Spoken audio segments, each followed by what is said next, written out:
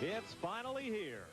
Tonight, the elite drivers of stock car racing senior circuit square off in their annual all-star race. But tonight, something is different. It's under the lights for pride for $1 million and the thrill of it all. It's the running of the Winston, and it's bound to be one hot night.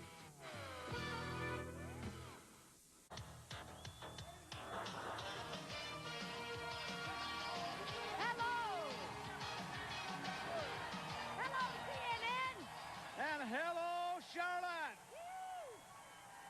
Welcome and good evening.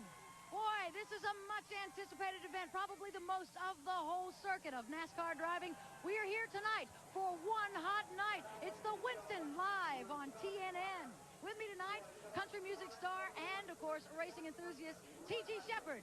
Katie, it's good to be here on such an historic night. Matter of fact, the first night ever under the lights here at Charlotte. Not only a $1.7 million lighting system at this 1.5 track, but we have a little help from the natural light tonight, a full moon, so which means anything can happen. Anything can happen tonight. We have the full moon. We got a fantastic fireworks display for you tonight, plus many, many big surprises. Now, TG and I, we thought we'd give our TNN viewers a feel of what it would be like to be at such an awesome thing as tonight, a big race at Charlotte Motor Speedway. So what we're going to do, we're going to roam around the grandstands, take a look at the Speedway Club, see what we can do, and just give you the feel of what it would like to be here. And if you aren't a race fan yet, in the next 4 hours, I promise you, at the end of that time, you will be a fan. So we welcome all of you at home with us here, all of you at Charlotte.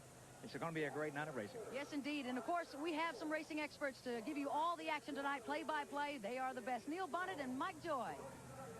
Thank you, Katie, and hello, everybody. We're seated on the roof high atop the showplace of this sport, Charlotte Motor Speedway, where nearly 150,000 people are streaming in here for an historic first. We expect tonight the largest single-day nighttime sporting event crowd in the world ever. And Neil Bonnet, they're set to see quite a show. Mike, I tell you what, I'm glad we've got these seats right here because there's none available anywhere. It's not only going to be one hot night, this was one hot ticket to get. When they announced this race was going to be run at nighttime, the fans went crazy. The drivers might have been skeptical about lighting this racetrack. Once they got on it, it was unbelievable how good a shape the track's in. It's going to be a great race, and I can't wait for it to get started. And they are packed in here early on in the evening. Let's give you a look at what we'll see tonight. Last night they qualified for the running of the Winston. Here's how Ricky Rudd's car looked to the spectators as it went through the seamless lighting system developed by Musco of Iowa. And what did the drivers see? Here's pictures from the roof cam on Jeff Bodine's Bud Moore Ford. And you see the lighting is very even all the way around the racetrack. Mike, I'm not so sure it's not better than daytime. In the daytime, going in the first turn, you have to deal with the sunshine. The lighting is very consistent right now. The drivers are tickled to death with it. We've got 3 big events for you this evening. The Winston 100 for NASCAR sportsmen, the Winston Open for Winston Cup competitors, and the Winston, NASCAR's all-star tilt. It's going to be a great night of racing as night falls and the racing heats up. Stay with us here at Charlotte Motor Speedway. We'll be right back here on TNN. The field is on pit road, lined up for the start of the Winston Open, and TNN and the world's debut of in-car commentary. There's the Kanawha Insurance Oldsmobile, the Derek Close-owned car for Buddy Baker. Many times a winner here. In fact, you, Neil, and Buddy had quite a battle here at Charlotte on a number of occasions. 1-2 finish. He'll start 13th here today, getting a drink from his water bottle. And how about it down there, in-car commentator? How are things going? Things are going real good, Mike. I'm just sitting there waiting on everything to get started. Buddy, 2 cars will transfer. Have you got a good shot here, or is it going to be tough to race your way up front? Well, it's always tough no matter what race it is, but the car seems to be handling quite well. If it'll go down the straightaway, I think we'll get a shot at them. Well, in addition to you giving us your impressions, you're going to be the only car in the field with 17 cameras and 2 guys up here spotting for you. Yeah, we had to take some lead out of the car, but we had another late night practice last night. We ran quite well. I was real pleased with the car. Okay, well, good luck to you. We get a little into this race, and we'll get your thoughts, and we'll try to help you work your way up in the field a bit here. Buddy Baker was one here from the pole. I think I recall the World 600, Neil, that you sat on the pole, and he won. Yeah, I kind of recall that too. You didn't have to mention it. He sure blew me away that day. But. He can run here. Let's go up to the front of the field where Glenn Jarrett's with our pole sitter.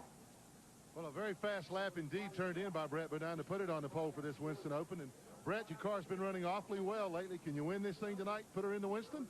Well, I hope so, Glenn. You know, the guys worked awful hard to get a good setup for us. And, you know, it's kind of a roll of the dice. Our last practice was at 2:30 this afternoon. And, you know, conditions have changed. Hopefully we've got the right stuff under the Quaker State Ford. Well, what about running under the lights? Do you anticipate any problems there? No, I really don't. You know, they've done a great job with the lights, and, you know, it's different than running at daytime, but you adjust real quick to it, and kind of reminds me of racing back home, you know, every Saturday night, and here we are at Charlotte Saturday night. Well, we know you're fast, but who are you worried about tonight? Who's going to be your strongest competition here? I think it's going to be a race between about 6 or 7 cars. It seems like there's, you know, about that many that can run some fast times, and it's going to whoever ends up with the best deal under the chassis who's going to be in victory lane and who's going to finish second. That's one thing about this race. First and second really come out the winners on this deal. Well, they're ready to buckle him up. We're just moments away from the start. Well, he's not kidding, because first and second finishing this race transfer into the Winston and a shot at $300,000 in prize money. They're getting ready to roll here at Charlotte. The lights are up, the sun's headed down, and we'll be right back as One Hot Night continues.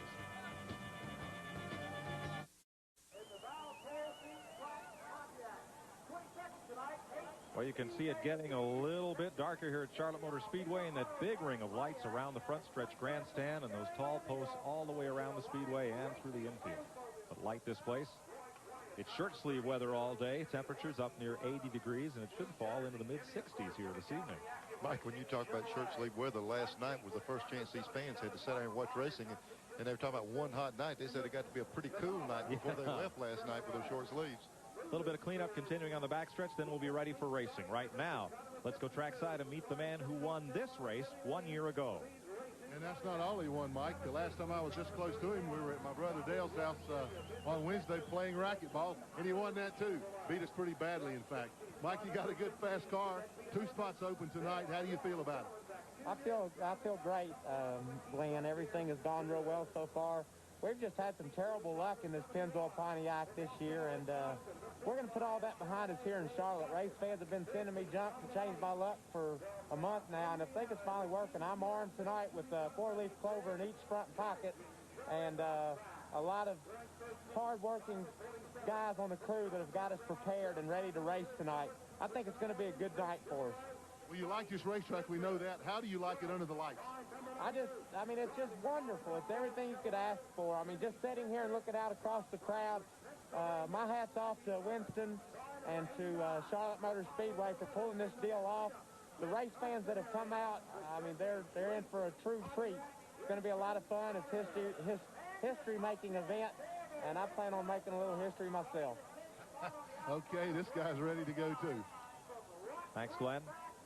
The report that the driver who was airlifted to the hospital with low blood pressure and head lacerations was Lee Tissett out of Arden, North Carolina. If we get a further update, we will pass it along to you here from the running of the Winston 100 Sportsman Race. Last year, the Winston Open saw Mike Waltrip defeat Sterling Marlin and Hut Strickland and Rick Mast, the front 4 finishers, to transfer. Let's check with another driver who hopes to race his way into the starting field for the Winston. Randy? I'm down here with Dick Trickle. Of course, Dick, you've had some great battles in this Winston Open. I know you'd like to get that transfer spot into the Winston. How's the car running, and what's it look like tonight? Well, we're real decent. You know, the Sabola brothers and Snickers people have been working with me real well, and we did everything we can. We struggled through the last 2 weeks, but we've got the car handling really well, and I'm just happy. I think it's going to be a good race, exciting. Really the first major night race out here at Charlotte, and I'm excited to be part of it. Dick Trickle, no doubt, should be a threat. Katie Haas, where are you at? We'll go to Katie now. All right, well, I'm up here in the grandstands. In fact, and we have a fan here of Michael Waltrip. Now, this is Kathy Rose. Kathy, where are you from? Cleveland, North Carolina. About 10 miles from my shop. Is that right? And well, Michael has not won a Winston Cup race yet, and tonight they are asking fans of Michael Waltrip to bring good luck charms to help him get into the Winston. Now, what have you brought? My sunglasses. When I wear them, I hope he'll win at every race. All right. Well, he is starting on the outside pole tonight, and we're going to be looking for Michael Waltrip to be in the Winston tonight. Great. I hope he wins. Won't need those sunglasses for long, Neil. Mike Waltrip won this race a year ago, and 2 years ago, Dick Trickle won the Winston Open by 8 inches over Rob Moroso. getting ready to roll once again here at Charlotte. We'll be right back.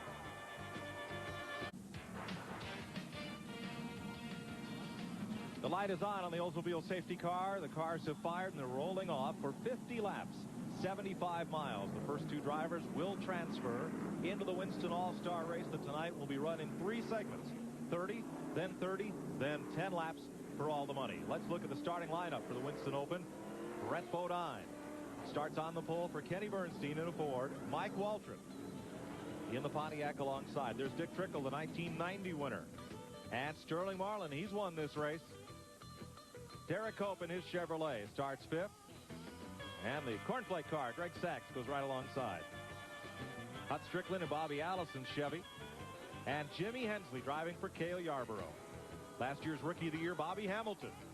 And for the Jackson brothers, Rick Maz. Jim Sauter in the Miller brothers Pontiac. Jimmy Spencer in Travis Carter's Chevrolet. There's Buddy Baker. He's driving a Chevy tonight. And Sergeant Charlie Glatzback is here in a Ford, the Junie Donlevy car. Dave Marcus starts 15th in his Chevrolet. And Wally Dullenbeck in a Ford goes 16th. There's Bobby Hillen in a Chevy. Veteran Jimmy Means in a Pontiac. Mike Potter, he's got a Chevrolet. So does New Jersey's Jimmy Horton. Jerry O'Neill from New York State with an Oldsmobile. Ageless H.B. Bailey from Houston, Texas, Pontiac. And James Hilton's back. He's in a Pontiac. Eddie Beerswall from Texas driving an Oldsmobile. And Gary Ballou, the hot shoe from Miami, in a Pontiac. Here's Buddy Baker on the first of 2 pace laps, getting ready to roll.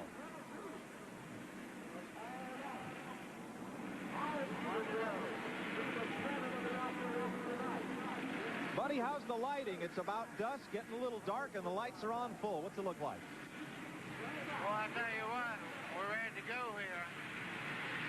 Everybody's kind of cleaning their tires here. A lot of oil dry on the back straightaway, too.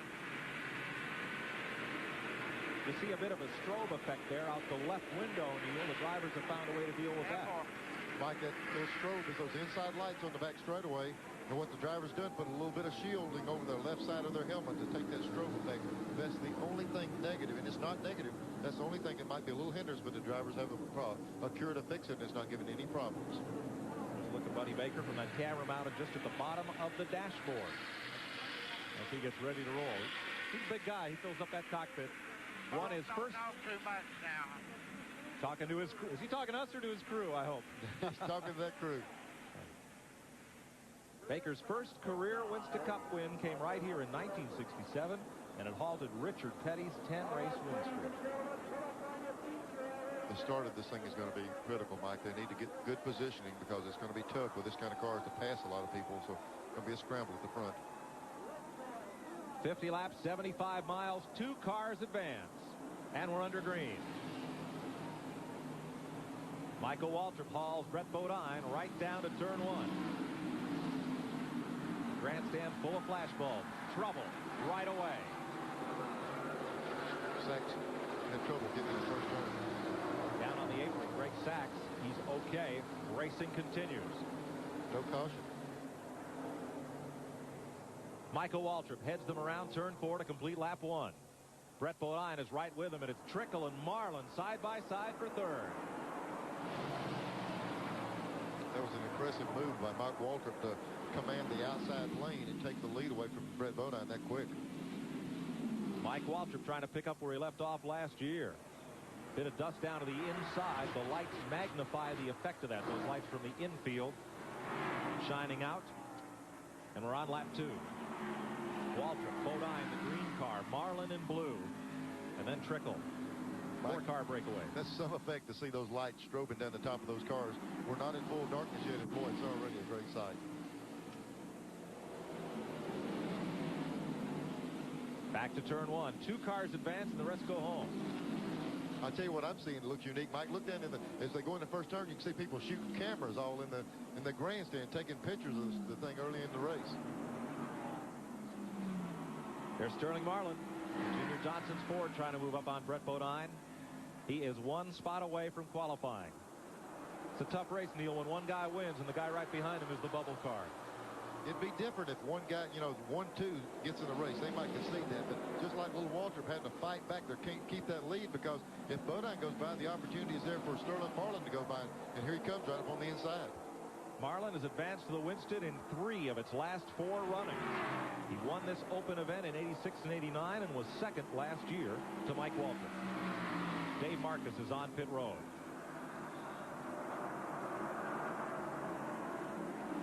Brett Bodine leads them around. Sterling Marlin in tow. The 2 Fords, then a Pontiac, then the Ford of Dick Trickle. Look at the flash bulbs up there in the grandstand. You bet. People taking advantage of this opportunity to get the first shots of these cars in competition at night. Brett Bodine with a 1 Winston Cup win, the first Union 400 at North Wilkesboro 2 years ago. And Sterling Marlin looking for that first win, but with some good finishes for Junior Johnson. Back into the quad oval here, the front straightaway at Charlotte, in front of nearly 150,000.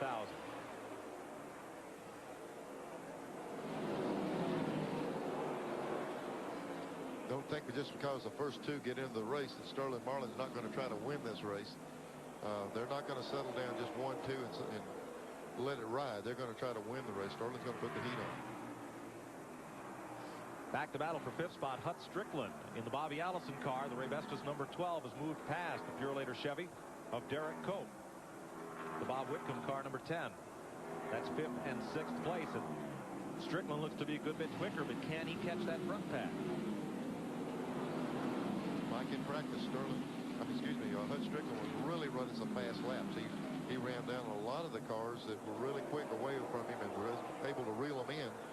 And it looks like he's able to break away right here and try to pull the back out. Strickland running right on the bottom of the racetrack, the short way around. Now there's Buddy Baker in 47, drafting off of Jimmy Spencer. There's a look as Baker sees it.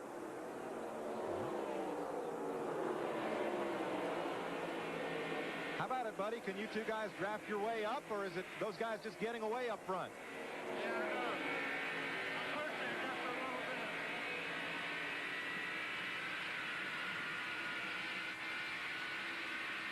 There was that strobe effect we were talking about. You can see, Buddy, he's talking about he's pushing a little bit. The problem he gets into, you see him stick his car down under the 98 car. But when you do that, if he's got a little bit of push, watch his car slide up the racetrack. He's really having to wrestle the car, because with the push, it's hard to cut him. But Buddy did a good job and got under him right now. And now Jimmy Spencer will get a chance to see if those 2 cars might be a little quicker with Baker in front, if he can hang on to Baker's draft. I tell you what, a race car might push with Buddy Baker, but I'm telling you, he's big enough to make it not push. He can crank on that wheel and pull it down there anyway. There's Baker going off into the corner. Back on the throttle. And back to the front straightaway. The car ahead of him is Bobby Hamilton, last year's Rookie of the Year, in 10th. Up near the front, Mike Waltrip in 3rd, Dick Trickle in 4th.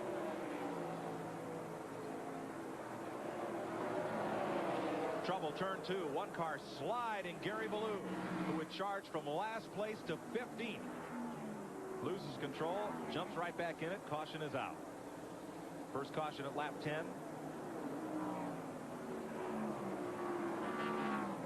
Gary Ballou had moved well from start at 26th. Won a 300-mile late model sportsman race here, now the Busch Grand National Series, in 1981.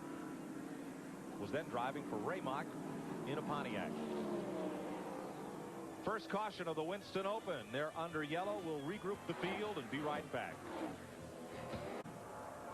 While there's a break in the action here, something has developed here at the concession stand. Of course, a lot of people come by here. I'm a name that we all know. I mean, Mr. James Taylor is here from South Carolina. James, how are you?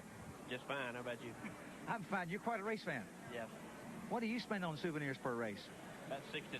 $60. Is that all on one person, or do you have a favorite? I have a favorite, Bill Elliott. Well, we'll see how he does today. Thanks for being with James Taylor. I mean, what else? I love your music. Thanks, TG. There's Gary Ballou running back up with the pack. That's the Linro Motorsports car, team that Giacomo used to drive for, and they've got a Raymock engine in that Pontiac, the Terminal Trucking machine. He started 26th and climbed to 15th, but then spins here. Yeah. Mike, it looks like the car got up from under him getting to the first turn. And Gary does a good job right here. He gets it under control, but watch the left front wheels. He cut down off the racetrack, and boy, it makes a run at the inside wall, and then he gets it corrected one more time, and he didn't hit anything. Nice save by Gary Ballou, and he is back out there running. Looks like we're going to go green this time. We'd like to get a word with Buddy Baker, but we'll wait while his spotter calls the restart to him. And we'll get back to green this time. Getting ready to go green. You're riding along with Buddy Baker, former Charlotte 600 winner. In 72 and 73, he won from the pole here. Look at the flash bulbs go off in the grandstand as he tries to race Bobby Hamilton in turn one. Mike, there he goes up through the gears. He went from second gear up to third, back to fourth gear. Now you're flat on the gas down in here. At nighttime, the track doesn't go away. You can just hold it wide open most of the way through the corner. Trailing Jim Sauter, the Evinrude Pontiac on the left. Bobby Hamilton in the middle, Rick Mast on the right. And he'll fall in and draft off Sauter. Fifth place battle, Hut Strickland, Derek Cope, and up front they are side by side for the lead.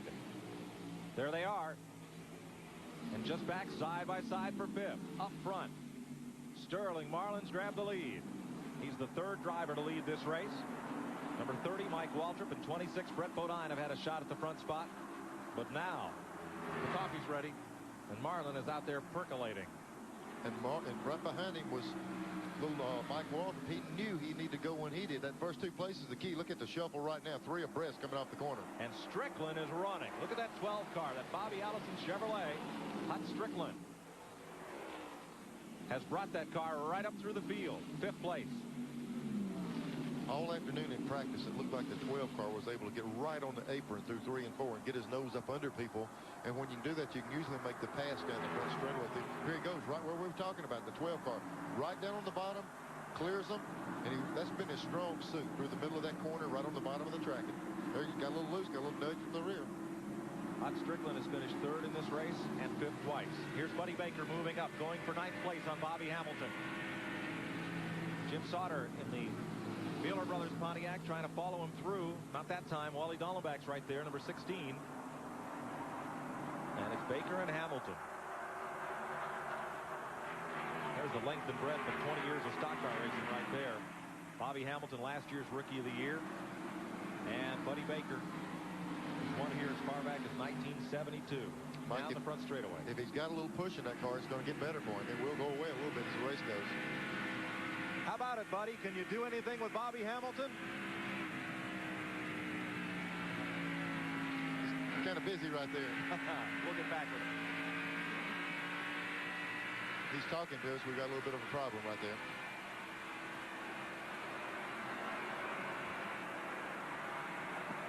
He's sure trying to do something with him, Mike. He's working the car hard as he can. He tried him inside. Now he's running a little bit higher line. See if he can get the car to work up there. Bobby had a run on Rick Mast, the number 1 car, the Skoll car. Couldn't get down underneath them. A single file up ahead of this pack, 169.5 miles an hour the last lap.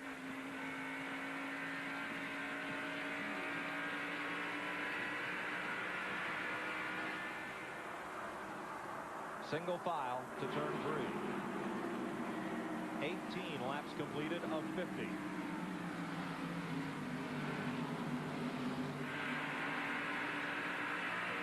Hamilton ducks to the inside.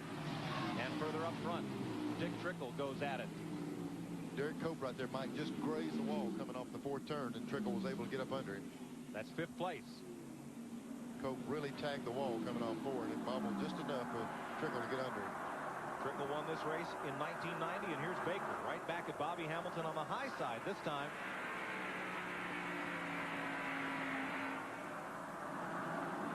Mike Waltrip almost bites the wall there in 4. Yeah, but I tell you what he did. Mike, he ran real high, and it seems like Sterling's having to roll out of the gas, get in the corner, and Mike was able to drive up beside him on the outside. He almost got completely beside him going into 3rd turn. Speed shot, middle of the backstretch. Gives you an idea of these near 170-mile-an-hour speeds here in Charlotte.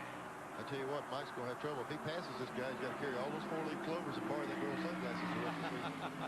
I think you're right. His car is really good through that part of the racetrack. Look how much he gains on him right there. Well, the front of this parade, a Noah's Ark-like procession, 2x2. Marlin and Waltrip, the front two. Behind them, Brett Bodine and Hut Strickland. I think Strickland is the sleeper in this thing. And watch Mike Waltrip here going into third turn. Seems like Sterling to go low, and Waltrip will take the high line right here. And right here is where he really makes a run. He's back in the throttle. He gets completely up beside him. But what you got to be careful of is the 22 moving over. And they did move over, touch just a little bit, but Michael, I guarantee you they get back around again. Mikey will try one more time. Well, there was room for about 2 cars underneath Sterling after he finished taking Mike up the racetrack. Still going at it for the lead. 2 cars will transfer to the Winston All-Star race from this. Well, that doesn't, when something like that happens, it really scrubs your tires. You make a real sincere effort to get around the guy. And it's kind of like loading the gun. You pull the trigger one time. Now he's got to reload. He's got to get it all back under him and make that run again. Meanwhile, the 12 car, the Rebestos car of Hut Strickland, had a good run on Brett Bodine. And Strickland in this event finished 3rd last year, 5th the year before, and 5th in 1989. Looking to improve on that by about 3 spots. There's the front 4. Now, Hut Strickland has been real strong right on the bottom of the racetrack. He's been able to drive up under people right here. See him get the nose down there. The key is, can it stick and can you get back in the gas right here? When you get on the throttle, you got to be careful. The front end will slide up and hit the car in front. See him wiggle the car? He's not loose as much as he's having to steer the car down there not to gouge the 26 car in the quarter panel. He's up under him again. Good, clean, hard-nosed, hard-fought racing, and Strickland completes the pass. Now, can these 2 cars hook up and knock down the leaders? I'm not so sure the 12 car is not going to drive away. He's shown the ability to run the 26 car down and just drive by him. So now his job is to run the cars down in front of him, and he might be able to do that. Meanwhile, Buddy Baker has moved past the country time car, Bobby Hamilton. He's right there, battling Derek Cope. We'll mention that Greg Sachs has scrambled his way back up the 9th spot. But Buddy Baker is in heavy traffic. This is a unique situation when you're a race car driver. Do I go to the left? Do I go to the right? Is this guy on the inside going to be quicker? He's having to really make up his mind which guy to go with. He's battling Greg Sachs. That's 8th place at stake. Up ahead, the Cale Yarborough car. Jimmy Hensley giving that car a great ride. Sachs has really come back. You know, he spun in the very first lap of the race, and they didn't have a caution, which he benefited from the second caution, but he really worked his way back into it. Best racing on the track is right here at 6th place. The man with 6th is Jimmy Henson. On his right, Derek Cope, the Purelator car. That Kellogg's car, the yellow car, is Greg Sachs, and you're riding with Buddy Baker. Mike, Buddy tried it. He tried it behind the Purelator car of Derek Cope. Now he had to get back behind the other lane because it's running quicker. So you just switch back and forth and try different sides. Back straightaway, heading for turn 3. We're just past halfway in the Winston Open. Cope up the racetrack. Here comes Baker. Close call on turn 4. And Buddy gives him a wave.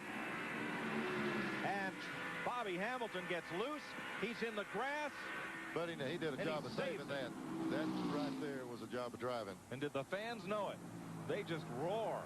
I'm not saying Bobby Hamilton was driving it, but somebody sure steered that thing good for him because he did a heck of a job of keeping that thing straight. Bobby did an excellent job. Then he probably had a little help from upstairs with that one. He and Buddy got a little bit together. Let's look at Hamilton again, folks. You're about to see the world's first 170-mile-an-hour lawnmower.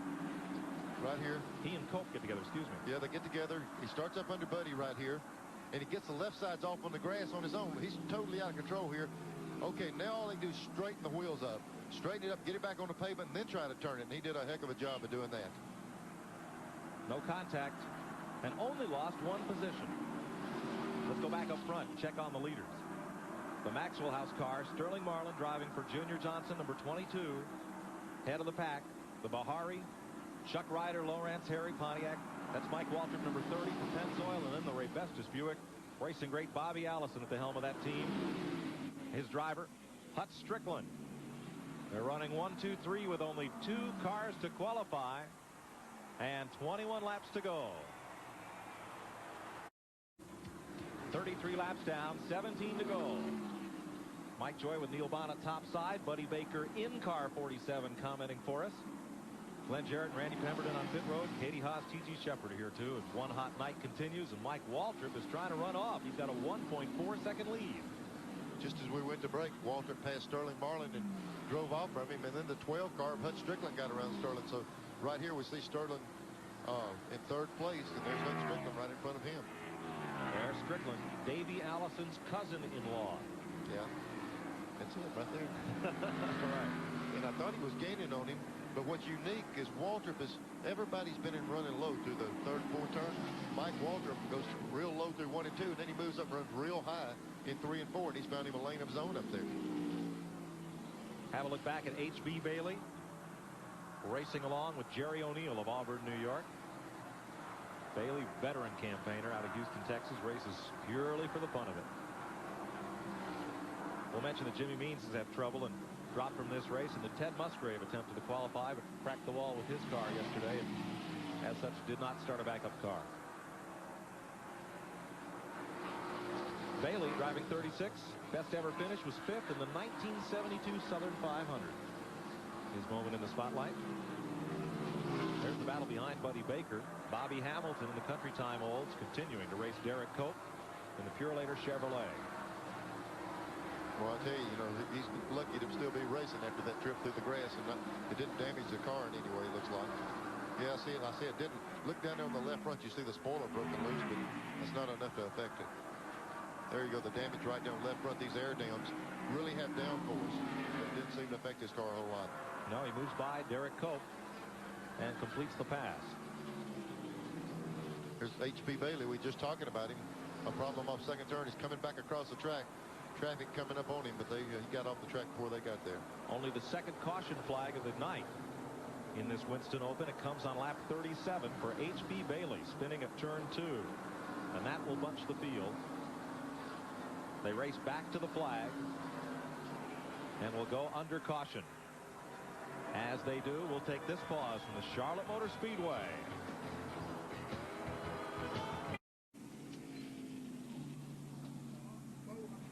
Under caution for H.B. Bailey's spin, and surprise, everybody is pitting. There is Mike Waltrip, and just behind him, Dick Trickle had trouble getting into his pit stall. Here's Sterling Marlin making a stop. And only a few of the drivers stayed on the track. Glenn? All right, I'm in Sterling Marlin's pit. The problem with the car was, Neil, as you and I speculated earlier, these cool temperatures have made the cars get tighter and tighter. They're making a 4-tire change. They took some weight out of the car. But one of the most interesting things, Junior Johnson is down. They had a problem getting out now. Oh, he lost 4 or 5 spots there. What I started to say, very interesting happening. They were going to top the tank off with fuel. But Junior went over and said, no, no, no, that puts more weight on the rear of the car.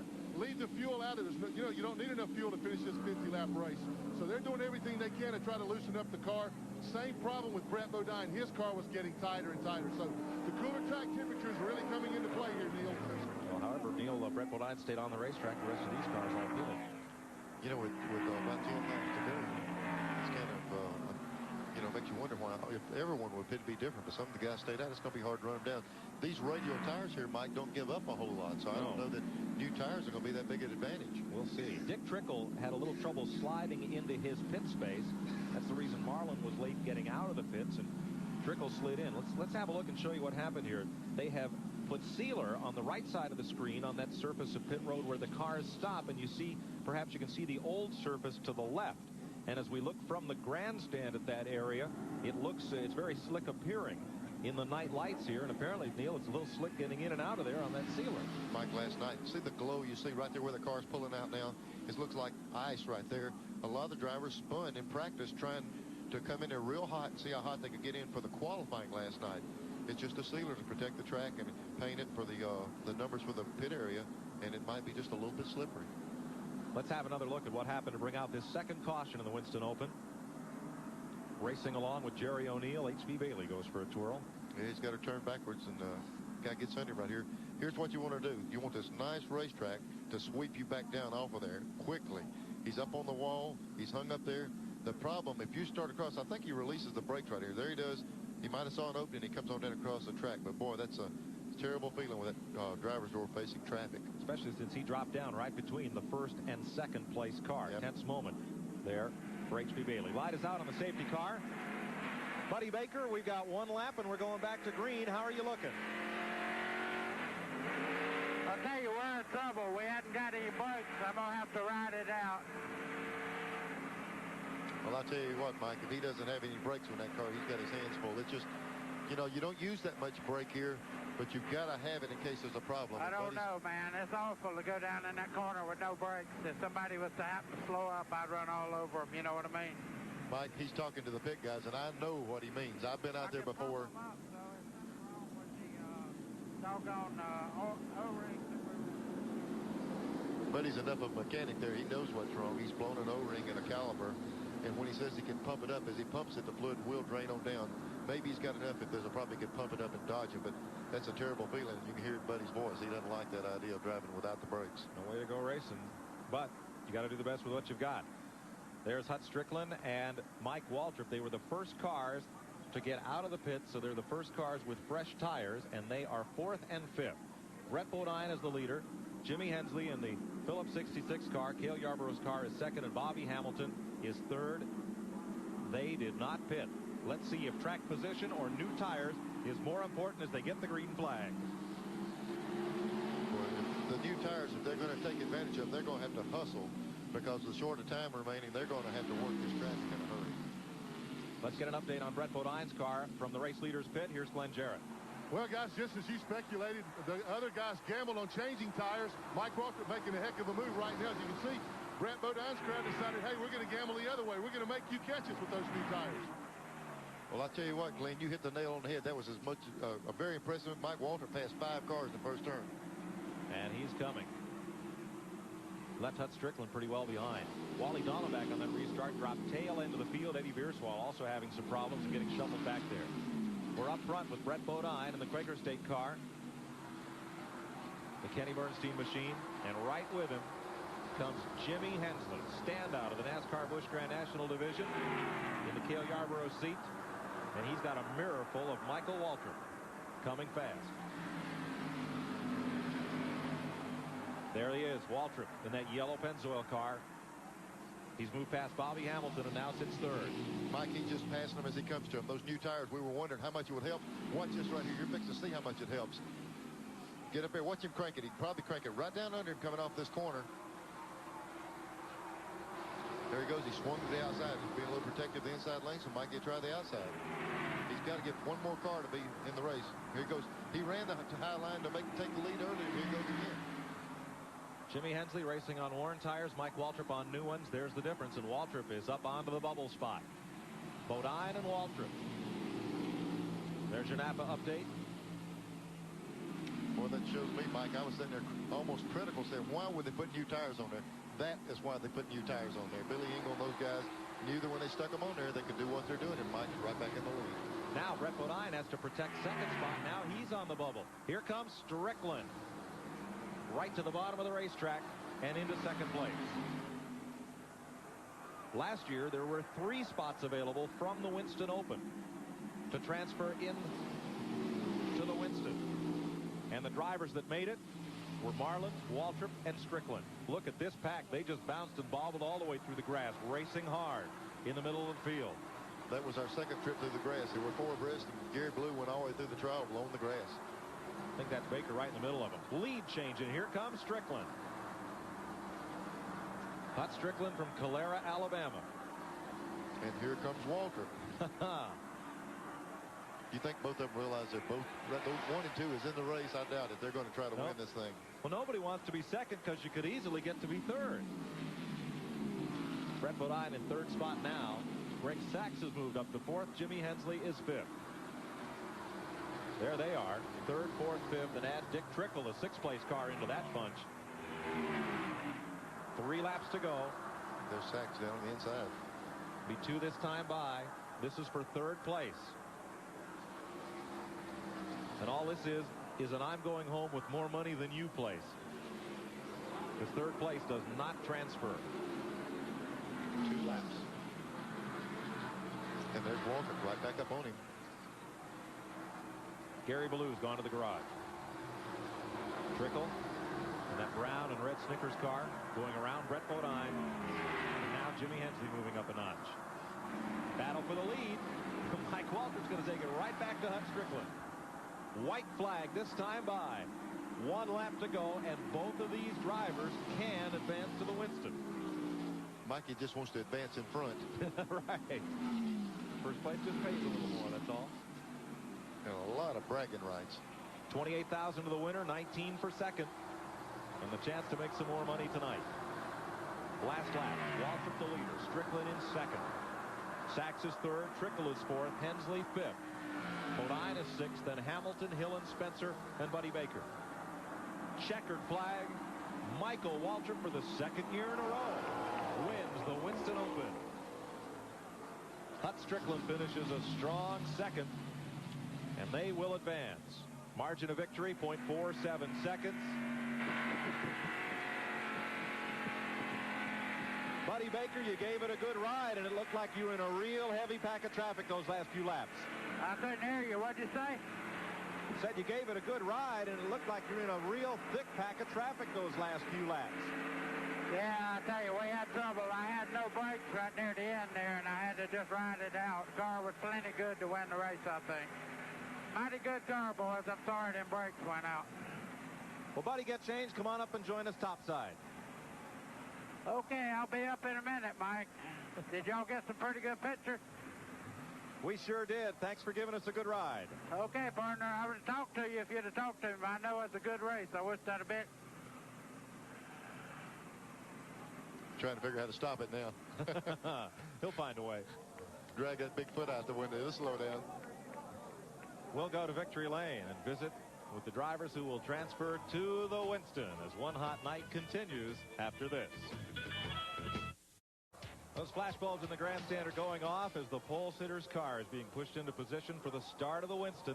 Davey Allison, who won it all here last year and is looking for 2 in a row, and a kind of mixed reaction from the crowd, Neil. Yeah, I don't know. A lot of them are booing, a lot of them are hollering. They're tired of seeing Fords win all the races, and the Ford guys are hollering. I tell you, they got a battle going downstairs in the grandstands. That car's been so dominant all this week and this week last year. Part of that huge crowd here at Charlotte Motor Speedway, and they've just seen a great one as Mike Waltrip and Hut Strickland will transfer to the Winston. Let's join Glenn Jarrett. Well, Mike is being pulled in every direction, being kissed by everybody down here. I ain't going to kiss you, buddy, but what a great job. Golly, I couldn't believe it. I made up my mind when they threw the green. We got to turn one. I was going to go wherever anybody else wasn't, and I did. And the Steve parted. I came out the other side, and then Hut came on and passed me. What a race. I got to thank a few people, Glenn. I want to thank Pennzoil, my sponsor, James L. Pate down in Houston, Texas. This is for you, buddy. We really pulled it through, and looking forward to the rest of the year. All the race fans that are riding around this race team, my car owners, Chuck and Pat Ryder. Pat, I got the first one. This is for your mantle. I hope you like it. Mom and Daddy up in the condo and everybody watching. Just a great day for Michael Waltrip and the whole Pennzoil Bahari team. Looking forward to getting a hold of some of this money Winston's putting up in the race coming up. Well, you can't tell at all that this guy is excited. Good luck in the Winston. And now let's go to that other guy who put on a whale of a show, Randy Pemberton with Hut Strickland.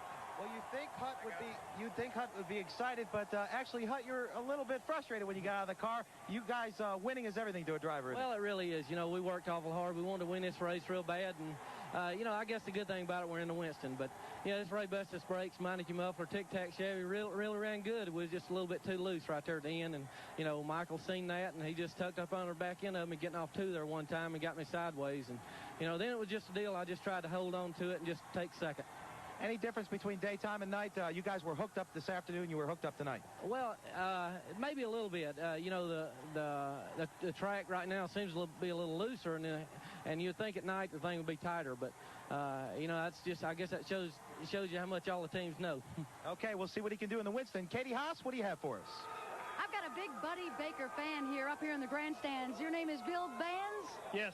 You're from Carmel, Indiana. Now, what were you thinking when Buddy was out there? Oh, Buddy was a good Saturday night racer. He's won a lot of races. Always enjoyed him, and I miss him on the radio. He was very colorful. He's right about that. He can be very colorful. The Winston is coming up live on TNN. The Winston with our newest drivers, Hut Strickland and Michael Waltrip included. Stay with us. You'll see it live on the Nashville Network. The Winston Open is complete. Here's how they finished. Mike Waltrip and Hut Strickland will advance to the Winston All-Star race. Greg Sachs finishes in the 3rd position, picks up $15,000. There's the rest of the top 10. Buddy Baker will have $6,800 in his pocket as he joins us topside. Avid fans of Winston Cup racing can keep track on their favorite sport every week here on TNN on Inside Winston Cup Racing. Here's show host, 2-time Grand National champ Ned Jarrett. Well, Mike, certainly there has been some exciting times over the years since the Winston started a number of years ago, and we have been able to capture many of those exciting moments. Randy Pemberton of Inside Winston Cup Racing takes a look back at the Winston.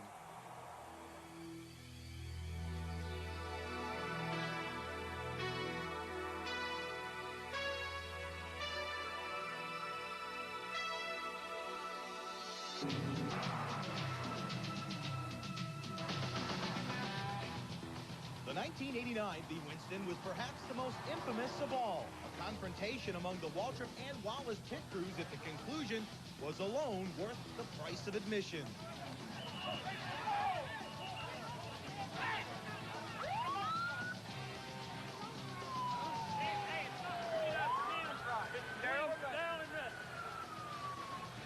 It all started in 1985. The Winston, an all-star shootout for the fans. A chance to see only the best battle it out for big bucks. Darrell Waltrip won the inaugural event, puffing a power plant as he picked up the checkered flag. In 1986, the Winston was moved to Atlanta on Mother's Day. The race returned to Charlotte the next season. It's become one of the premier racing events of the year.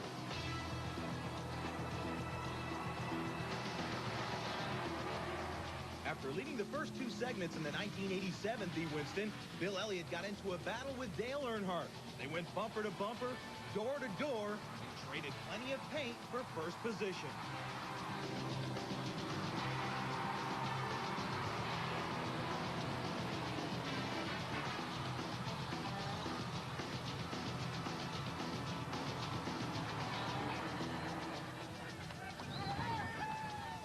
He slid up, I got under him, clearly under him.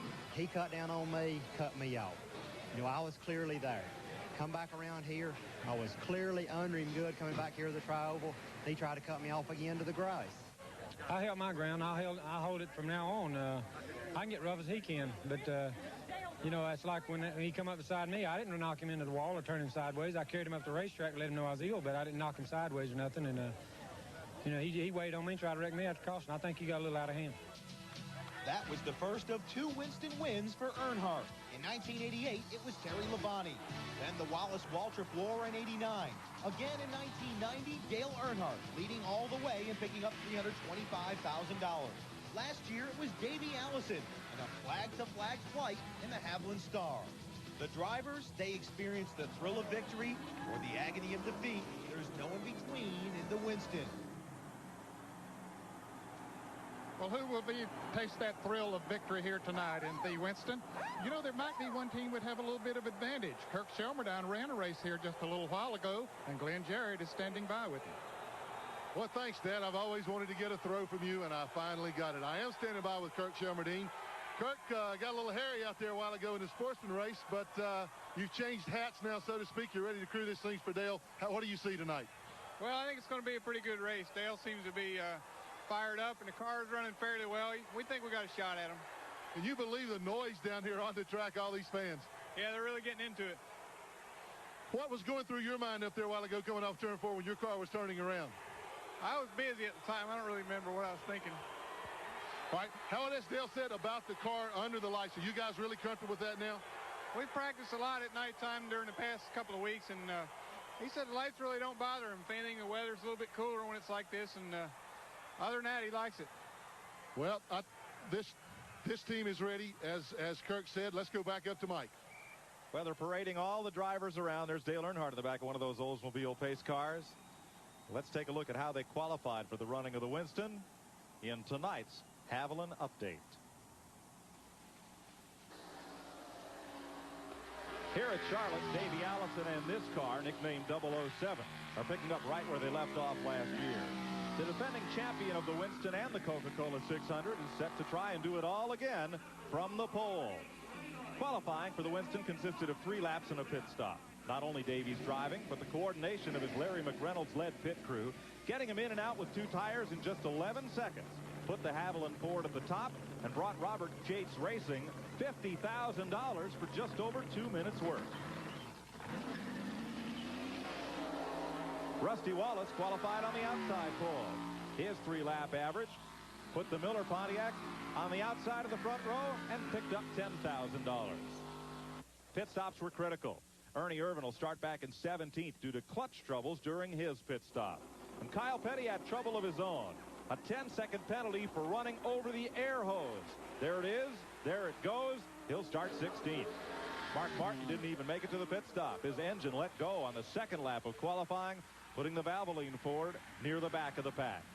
For Davey Allison's spot, his crew picks up $25,000. Larry McReynolds, Robert Yates, and all the guys at the shop, and especially the pit crew, are what made this possible. I lost some time coming into pits. I didn't have a good entry into the pits, and we had a killer pit stop, and they put us back out there, and it was enough to make the difference. Well, for that strength in qualifying, we'll award the Miller Genuine Draft Pit Crew Award to the Texaco Haviland team. Here's Glenn Jarrett. Well, Larry McReynolds, congratulations on winning the pole for the Winston. Davey Allison said it was that fast pit stop that did it. So on behalf of Miller Genuine Draft, we are presenting you with the Pit Crew of the Race Award. Well, I appreciate it. I can gladly accept this tonight for the entire Texaco Haviland Ford race team, because as Davey said, it was the pit stop that was the pivotal point in the Texaco Ford sitting on the pole tonight. The effort tonight, I think, shows people that Winston Cup racing is definitely a team sport, because every member of the Texaco team played a pivotal role in sitting on the pole here tonight.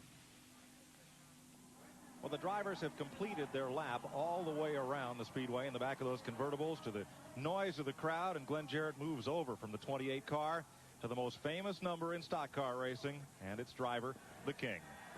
Well, right now the King is being interviewed on the PA here, Mike. You gave me a funny comment just a minute ago. He turned around and looked at me and winked. He said, looked up in the stands. He said, boy, it's a real shame that they don't have any people here tonight. What a festivity, huh, Richard? Yeah, it's something else. I've been here all day and all day yesterday and all night last night. And, you know, it's just like a big circus as far as I'm concerned. I'm just happen to be one of the clowns that's in it. Well, you're probably the most recognized clown here. What do you think now about night racing? Everybody had a little bit of, I guess, trepidation, hesitation about it, but it's been fun so far. Man, you know, I used to run dirt tracks with 40 light watt bulbs in each corner. This thing here is lit so good, I don't know how to handle it, but, you know, it looks like everything's working out real good, and, you know, watching the races and stuff, and boys look like it's maneuvering pretty good, so I got to go do my job now. Well, good luck tonight. Mike Joy? Richard Petty climbing aboard the throne of the King here in the Winston. They're getting ready to fire them up, and we'll be back as One Hot Night continues after this.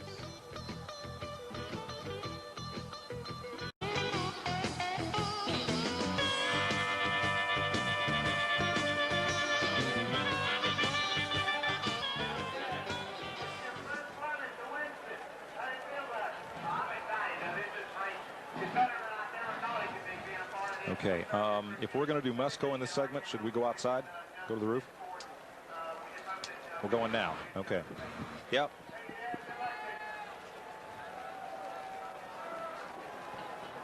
Okay. What, Patty? Okay. Yes.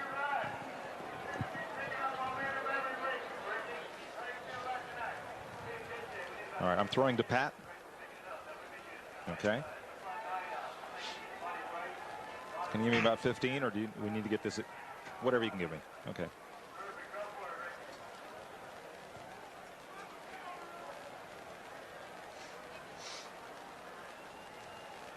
Looks like Ricky and them all got fluorescent uniforms.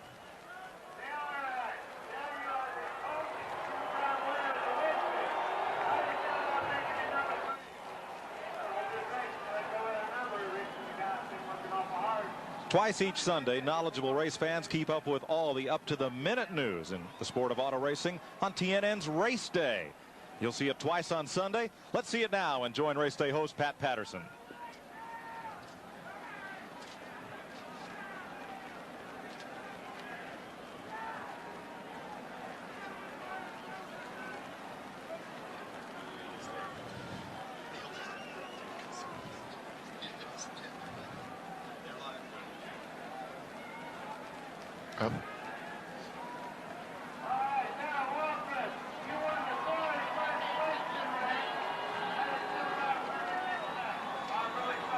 Okay.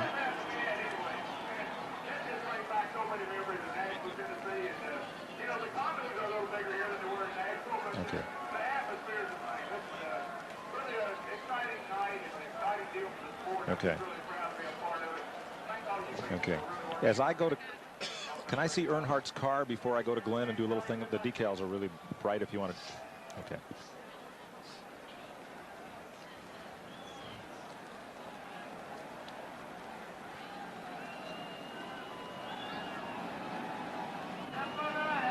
Thanks, Pat, and welcome back to Charlotte Motor Speedway. Folks, you get up to the minute news on TNN every Sunday from race day, morning and evening, right here on racing's country home. We're going to go down trackside, and you see those bright decals on the number 3 car. John McKenzie and the folks at Motorsports Designs have done these Scotch-Light type decals, so they really show up at night. But Glenn Jarrett, nobody's going to have any trouble finding that 3 car. Well, Mike, nobody ever has trouble finding the 3 car. He's always somewhere up front, particularly in this race. He's won this thing twice, and he is the leading money winner in the Winston. Dale, Saturday night at the fights is finally here. I can't wait.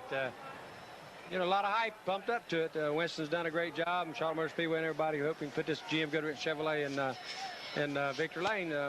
Great crowd tonight, huh? A terrific crowd. You've always had success in this thing here in front of the hometown fans. Finally at night, does that give you even extra incentive for the first time that this thing is run at night to really do well? Well, you know, hopefully we can win it. You know, it being the first night, Winston. It'd be a first, a monumental first. So, you know, I'm ready for it. It's been great practicing and everything. So get ready here and go. Okay, now somewhere up in that wave of humanity are Katie and TG. What about this crowd? Oh, they are unreal. Every one of the race hasn't even started yet, and every one of them are on their feet. They can't get any more. 150,000, you think? Oh, way more than that. There's people all over in the pits, way up in the stands. This is the place to be. They are ready. They are ready. It's like a keg of dynamite getting ready to go off. They're not the only ones that are ready. The drivers are ready. This is going to be one hot night. That is the whole thing. Is what it's all about. Well, I'll tell you, I'm fired up. I'm ready. Well, we're going to get ready to give you the rundown of exactly where the drivers are starting. And, of course, the newest drivers into the Winston, Michael Waltrip and Hut Strickland. They're very excited about that. Let's go back to Mike Joy. Thank you, Katie. One of TNN's most popular series, Winners, as hosted by Neil Bonnet, will host the starting grid for tonight's event. And Winners, Neil, that's what this thing's all about. Well, I tell you, every one of these guys got in this race by winning races. And if they want to keep on their jobs, they're going to need to win this one. These guys have got their handful, but it's going to be a good race for one of them to win. Here's the starting lineup. On the pole for the second year in a row, Davey Allison. And Davey led from start to finish to win last year's event. On the outside pole, the Pontiac of Rusty Wallace. And Rusty won the 89 Winston on the final lap pass. Row 2 going third, Bill Elliott in a Ford. Bill was the winner of this event back in 1986. And starting fourth, Ken Schrader's Chevrolet. Schrader's been the runner-up in the last 3 Winstons. Fifth and carrying our in-car camera, Jeff Bodine in a Ford. Jeff has competed in 6 of the 7 Winstons, and his best finish being 4th. Going off 6th in a Chevy, Darrell Waltrip. And Waltrip won the inaugural running of the Winston in 1985. 7th, the Oldsmobile of Harry Gant. And Gant finished a close second back in 1985. Starting 8th, Dale Earnhardt in a Chevrolet. Dale is the only 2-time winner of NASCAR's All-Star race. 9th, the Chevy of Ricky Rudd. Rudd has been in every one of the Winstons run so far. Starting 10th, Dale Jarrett in a Chevy. Dale won his right to be in the Winston by winning at Michigan last year. 11th in a Ford, Morgan Shepherd. Morgan is making his 6th consecutive appearance in the Winston. Going 12th in a Ford, Dave Mader. Dave Mader drives for Harry Melling, who qualified as a winning car owner. 13th, Terry Labonte. Labonte won in 1988. 14th starter, Alan Kulwicki in a Ford. His best finish was 5th back in 1989. Going off 15th, the King, Richard Petty. And this is the 4th appearance in the Winston for the King. Right alongside his son Kyle, starting 16th. Kyle has a couple of 6th place finishes as his best in the Winston. Qualifying trouble for Ernie Irvin, he goes 17th. He finished 5th last year in his first appearance in the Winston. And engine trouble for Mark Martin in qualifying. Mark's best finish was 3rd in 1990. And back in the final row, Mike Waltrip, the winner of the Winston Open, and Hut Strickland, the runner-up. 20 cars start this event. It includes the 1991 and 1992 race winners. And then, of course, these two drivers, Mike Waltrip in 19th and Hut Strickland in 20th, added to the field. And there are also provisions for drivers who have won the Winston within the past 5 years, such as Terry Labonte, and for former Winston Cup champions who are still active that are otherwise not qualified. That puts Richard Petty in the race. And it's not just drivers, but car owners, too. So those 18 plus the 2 from the Winston Open. Let's go trackside. Those words that you have been waiting for all night long to hear is Mr. Jim Johnston from R.J. Reynolds. Gentlemen, start your engines.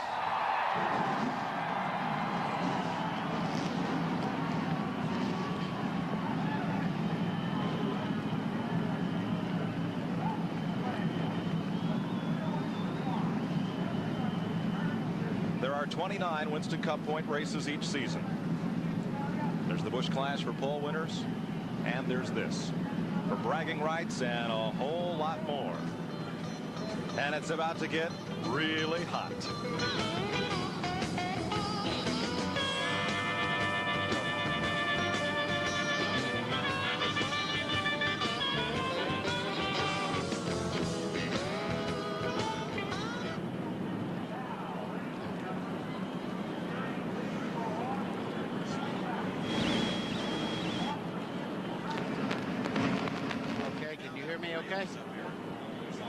Can y'all hear me down there?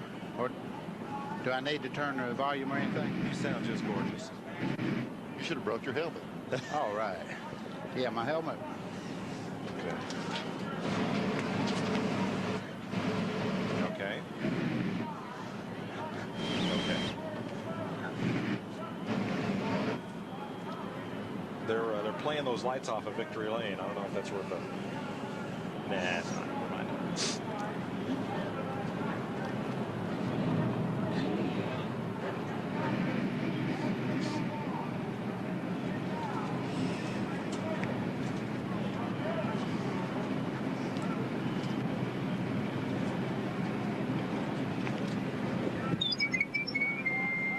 Oops. What's that? That was Buddy. Just Buddy's mic. I don't know why. Okay.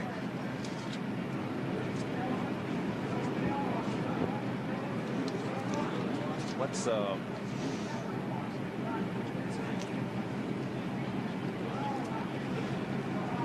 it. Let's set us up since we're going to be here vamping for a few minutes, so we can show a sweated up Buddy Baker here. Oh my goodness. You got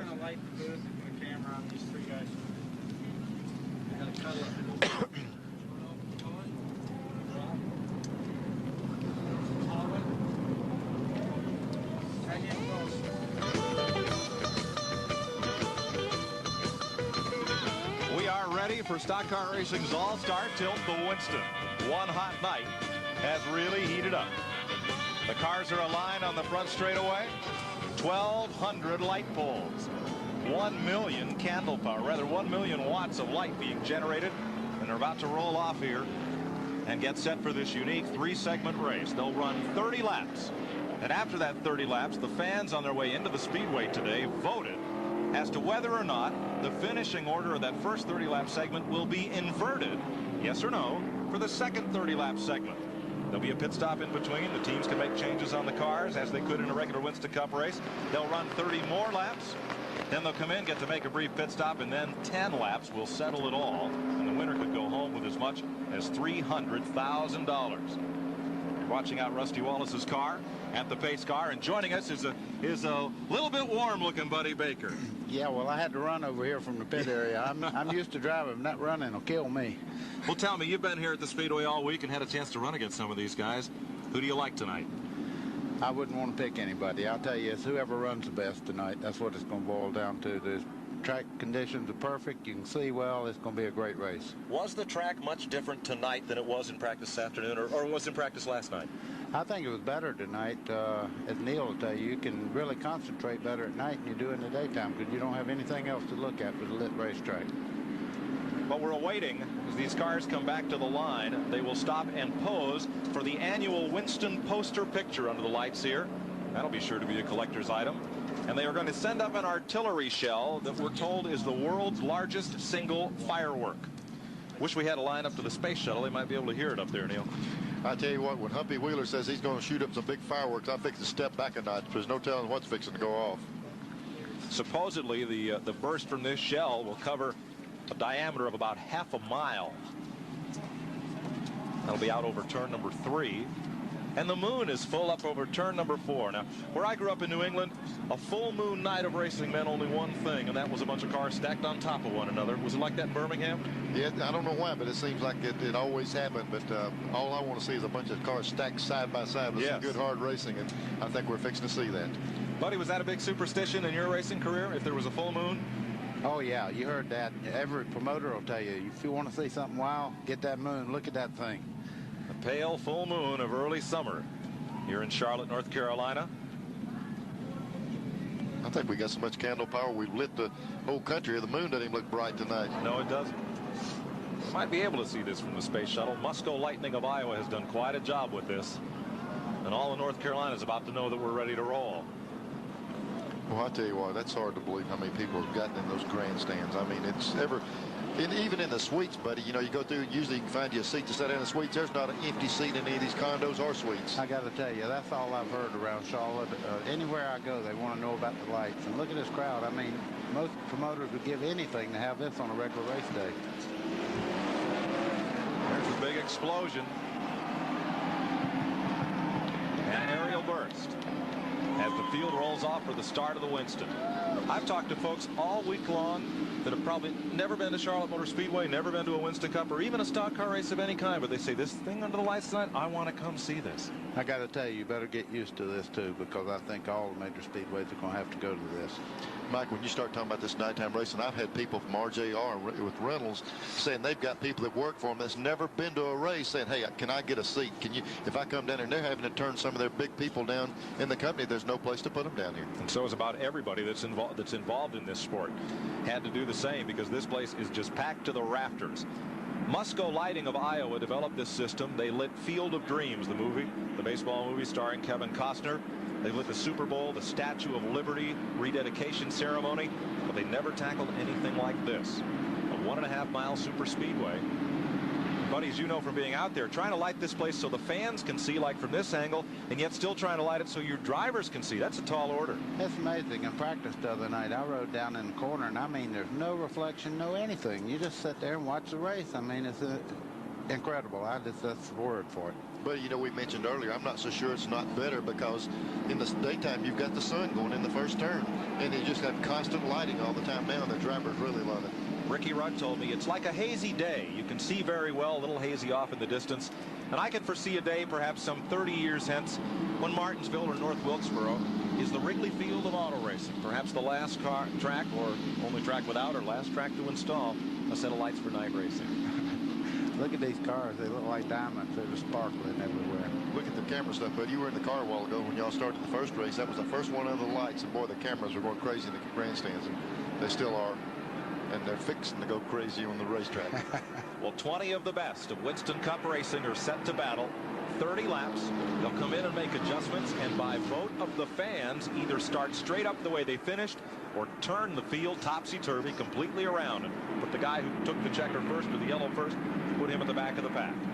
Davey Allison won it last year. He is on the pole. Rusty Wallace is outside. They are both carrying in-car cameras for us tonight, as is Jeff Bodine. Bill Elliott and Kenny Schrader in row 2. It's Ford Pontiac, then Ford Chevrolet, then Ford Chevrolet. Then Harry Gant's Oldsmobile and Dale Earnhardt Chevy. Rudd, Jarrett, Shepard, Mader in the Melling car, because winning car owners also qualify for this race. Labonte, Kulwicki, the two Petties, Irvin, and Mark Martin. Then Mike Waltrip and Hut Strickland. Here we go. Here goes the dragons.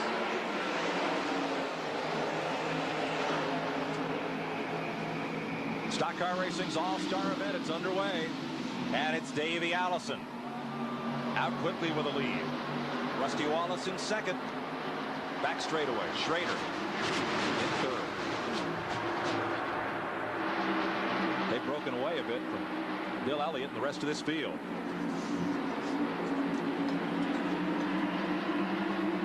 First 5, single file. Trouble. One car bounces off the wall there mid-pack. That was Dale Jarrett. Gathered it back up and hung on in the middle of the pack. Smoke. That's Jarrett.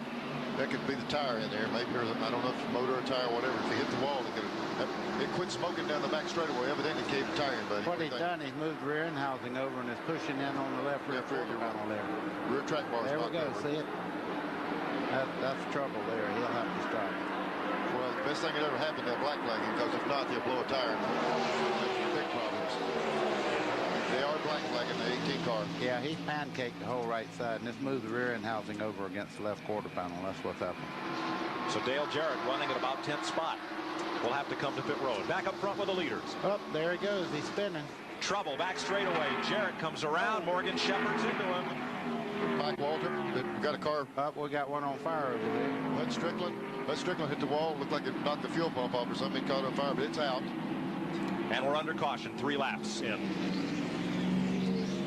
One hot night, quickly living up to its name. Strickland jumping out there in a hurry. It got warm.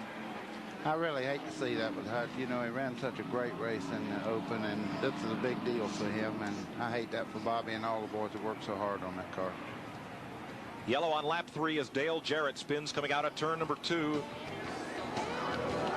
Hut Strickland and other cars involved. We'll be right back.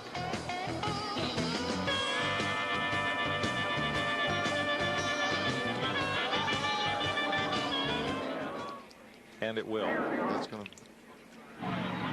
Yeah, this is going to take a little while. Boy, he stands. Let's move, buddy. Let's move this just a little closer. Is he? Oh, okay. It sounded a little hollow.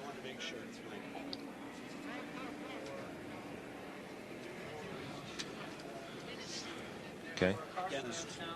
Okay. I know he likes those a little close, but. Yeah. Can you help me get a little closer? I got a head like a.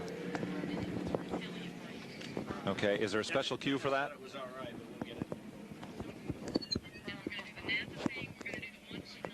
Go all the way down. That's what you wouldn't do it. Okay. Patty, is there a special cue for affiliate break? Okay.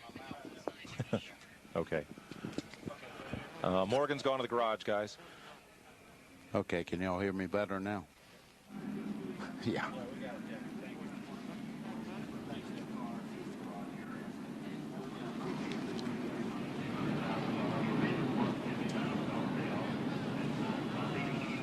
Buddy, I can move back so you guys can be in a little closer here if it helps to see that.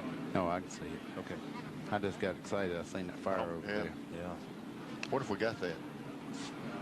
We got replays, guys? Okay.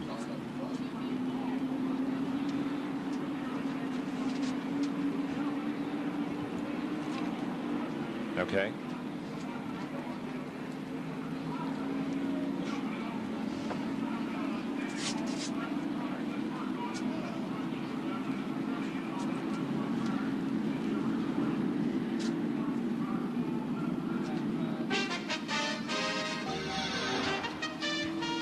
Motorsports exclusive live coverage of the Winston is being brought to you by Napa, because there are no unimportant parts. Riding along with Jeff Bodine, Dale Jarrett, Michael Waltrip, and Richard Petty have made pit stops. Morgan Shepherd has gone to the garage as a result of the incident coming out of turn number 2. There's a look at the Jarrett car being worked on, and Hut Strickland is being hauled to the garage area. To preserve as much green flag racing as possible for you tonight during the running of the Winston, we'll take this break and be right back with 5 laps complete in this first segment.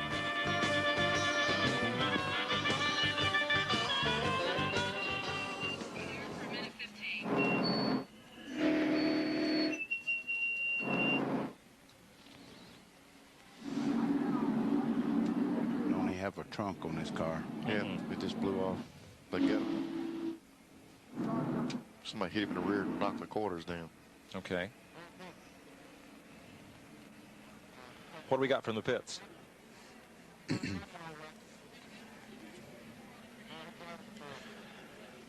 Okay, thank you. If he loses the lap, it don't count against him. No? No. Not till the last segment. So caution laps do not count? I guess not. We still got 5. Buddy, yellow laps don't count at all? No, not against the overall laps or anything. Look, all right, we'll look see. at that. Okay. Well, there's the cause of it all. Up there behind the race logo, the full moon. Guys, it's getting to be a full moon night here in Charlotte. I feel a little extra hair growing on me, don't you? I see fangs on bonnet over here. There's the Wood Brothers car of Morgan Shepherd. And it's pretty damaged, and so is Mike Waltrip's Pennzoil Pontiac, but he's still out there. Let's have a look at what happened from our backstretch speed shot. Here they come. Jarrett's car must have blown that tire where it was rubbing like Buddy was talking about with the track bar. Either the bar broke loose. He turned around. Got out. You can't see him there. Got out against the outside wall. That's Jarrett sideways. The other guys, there's Jarrett coming around again. The guys behind him are in the middle of that smoke and they can't see. They start stacking up. There's Morgan Shepherd coming in right on the inside. That was Morgan that clipped Jarrett. Here we go from a different angle.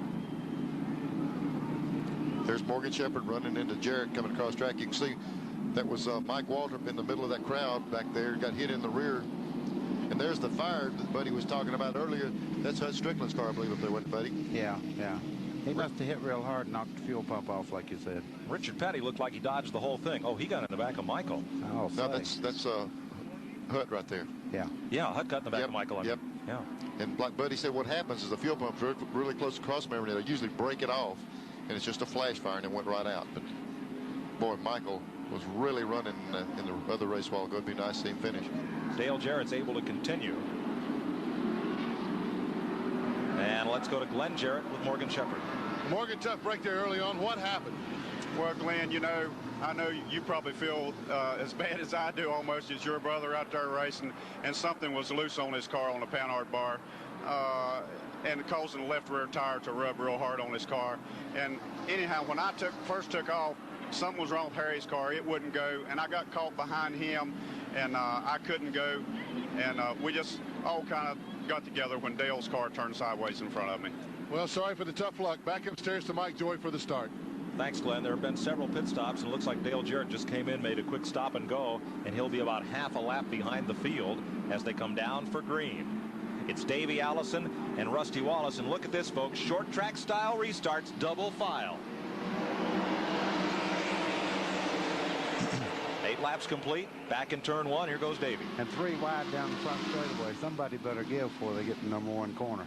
Well, they did. That's Kenny Schrader running third behind Rusty Wallace, and up and on the outside, Bill Elliott's coming. Dale Earnhardt right behind him. That's second through 5th. Ooh, Schrader and Elliott together. There's Earnhardt right on the bottom under both of them. Waltrip just hit the wall coming off the 4th turn. Kind of a similar deal to what Jarrett did, but I don't think he did a lot of damage. If you'll notice off the 4th corner, when they come back off the corner up here, there's a row of patches up there. If you get a little bit high, buddy, I'm going to tell you that car will get right up in that wall with you. It's the second one we've seen graze the wall.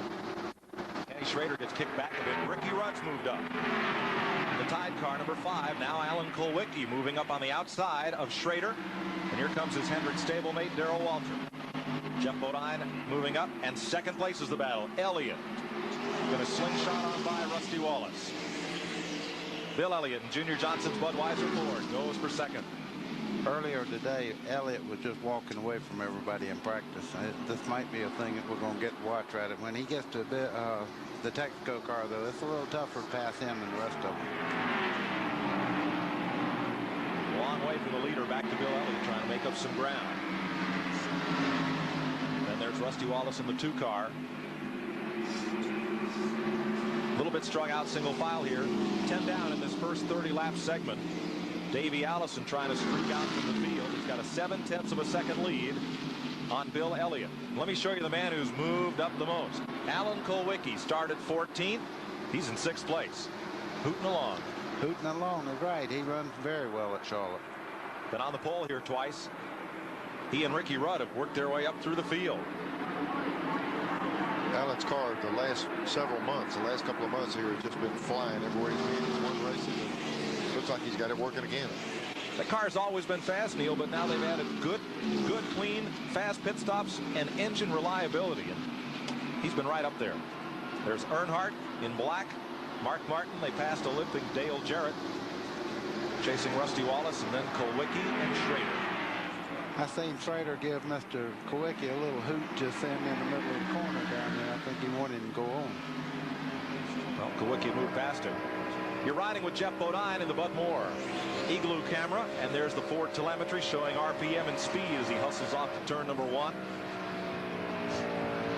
little over 8,100, about the maximum. Small amount of brake right there. You notice where the left front on that car is? Right on that white line. If the car's working, that's where you have to run. You see that haziness out the windshield Ricky Rudd spoke of just a bit. He says it looks just like daylight, only it's a little hazy. You get that feeling? No, I like it. Look at this. I mean, it couldn't be any clearer. No, you're right. Battle for 9th place. Kyle Petty has come up from the 9th row to run in 8th. Here's the battle for 9th right behind him. Terry Labonte, Ernie Irvan in the Kodak car. Labonte carrying the Sunoco colors. You said something a while ago. What did they decide? Are they going to take the fastest cars and put them in the rear after the first second, or what? Good question. They haven't told anybody. They won't until after this race is over. The fans voted. And T.G. Shepard and Katie Haas will have the vote and the announcement. Now, Ernie Irvan, remember, had trouble in qualifying. He had clutch trouble, and after they completed the pit stop, he couldn't get going. The Kodak car has moved from 17th on the grid to 10th. And Mark Martin has come right with him from 18th up to 11th in the Valvoline Ford. You're watching 4th place Dale Earnhardt and Ricky Rudd chasing him down. And there's the king, Richard Petty. Richard holding his own in this first 30-lap segment.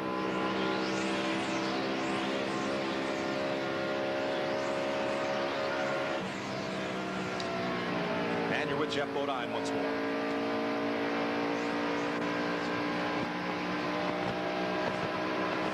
Just a little bit high there, car. Get under. There comes Richard. Right under him. It's like Buddy said, if you see a car above that bottom line, he's not wanting to be there. He's having to move up because that's the place to be. Yeah, and every time you move up, you'll see somebody go by just like Richard just did. 17 laps complete in this first 30-lap segment. Let's take you back up front, where Davey Allison has been making a snooze of the lead. They call that car 007. I see why. I think he's won every time he's ever driven it but one time, and I think it run a disgusting second. Yeah, buddy, what was disgusting is he had to stop for fuel. The other guy didn't. He actually had to race one, and the other guy didn't stop for fuel. This is the view that Davey has seen of the whole field all night, right out his back window. I tell you, before we just give it away, though, I'm telling you, Elliott, once he broke traffic, Elliott has probably closed in 5 or 6 car lanes. That's not saying a lot, but there hadn't been many people able to close anything on that little black car. Well, as fast as that black car has run all week, that stealth bomber, I wouldn't be surprised if a lot of the folks putting the ballots in those boxes checked off invert the field and see what he can do from the back.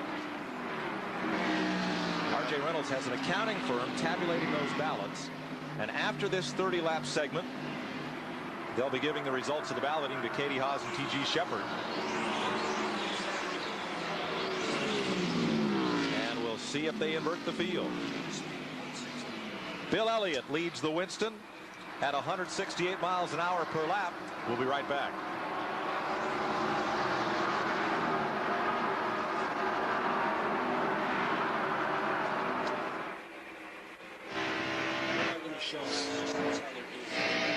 Okay.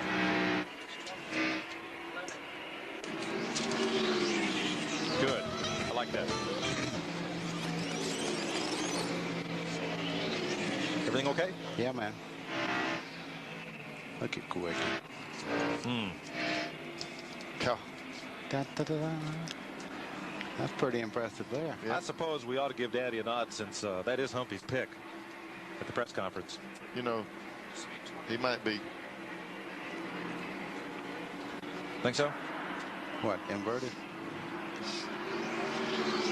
Hey. Oh, you mean he's got this problem with his leg? No. I'll let you know in a minute. I think Ricky's got a cramp in his leg. Hey. Yeah. Okay.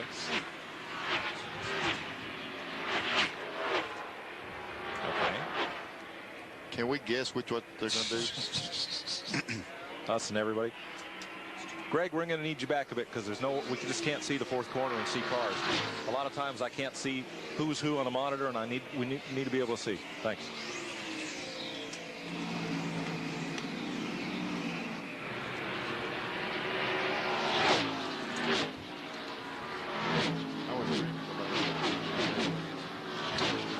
Looked good for a while. Long lens shot. See, look here. It's only times it seems to pull in. Yeah. Just like Rusty was in practice. I think then Davey sees him and goes up. Yep.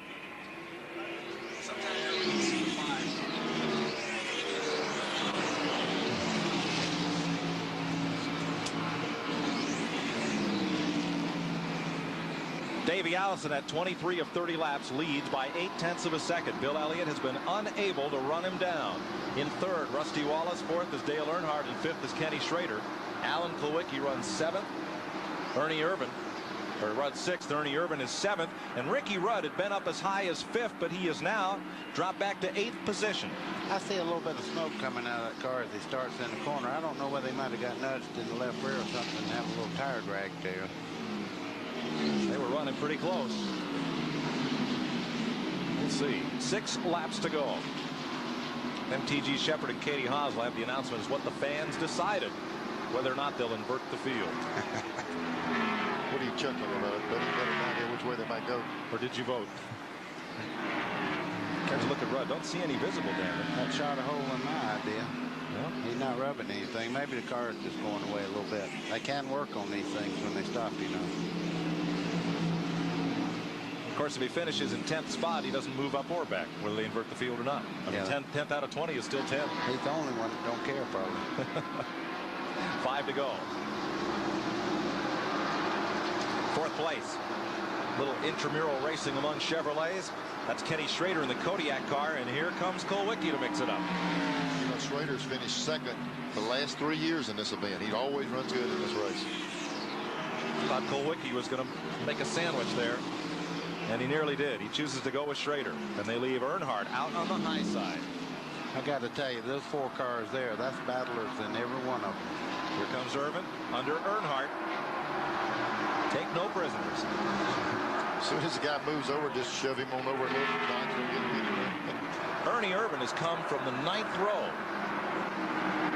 up there to 6th place. Yeah, that pit stop on their qualifying lap last night really hurt them. And the cars had a lot of strength. They just couldn't use it. 3 laps to go. Davey Allison is not exactly checked out. Bill Elliott starting to reel him in, but it's no contest preferred. So we're back with this battle for 4th place. Schrader, Kulwicki. Alan Kulwicki said in the press conference the other day when track promoter Humpy Wheeler picked him as the Winston winner. Humpy's been right the last 3 years in a row. He says, I don't think anybody will sandbag in that first 30 laps. Turn the field upside down, inside out, it doesn't matter. We're all racers, and we're all going for the front if we can get there. I tell you what, Mike, unique things fixing to happen. He's coming up on Michael Waltrip, who damaged his car. His car is real good. If he doesn't lap him before this segment, then Michael will have 10 minutes in the pits to work on that car, and he would start on the pole. So it's real critical that Davey doesn't come up on him and catch him right here at the end. 2 to go. 1 to go. White flag. Mike Waltrip, if he can hold him off, will have an opportunity to. He's not going to be able to. Davey's going to run on around him. Here, 12th place, Sterling Marlin and Harry Gant. Or excuse me, Terry Labonte and Harry Gant battle. Sterling was in that car for so long, I couldn't get him out of it. Yep. Terry Labonte. Here's Davey Allison, last lap. See what kind of margin he can put on Bill Elliott here. As Davey Allison coasts to a wire-to-wire win in the first segment of the Winston. He'll pick up some cash for this, and we'll get ready for round 2. Checkered flag, 30 laps down. Allison, Elliott, Rusty Wallace in 3rd, Schrader in 4th, and Irvin nips Alan Kulwicki at the line for 5th. Then Rudd, Earnhardt, Darrell Waltrip, and Mark Martin. Well, 30 laps down, and gentlemen, no surprises. There's one surprise. Davey did all of his obtaining the lead in the first 5 or 6 laps of that race, and then he held his own. I think from there on they were virtually the same. Ernie Irvin was probably the fastest car on the field at that particular time when they had the checker then. Irvin and Mark Martin moved up well from the back of the pack, and so did Alan Kulwicki. He's strong. That's a nice view Davey has right there. That's all he's had all night long. That's the only car that's been in front of him. Davey picks up $50,000 for winning the first 30-lap segment, added to the $50,000 that he won for the pole. Second place, Bill Elliott gets $15,000, and Rusty Wallace gets $7,500 for third. Those are the only positions that pay any money in this first 30 laps. They'll come to pit road and be able to make repairs for this break. I tell you, the suspense is killing me. What are they going to do, Neil? Everybody else guesses. Why can't we have a guess? Straight up.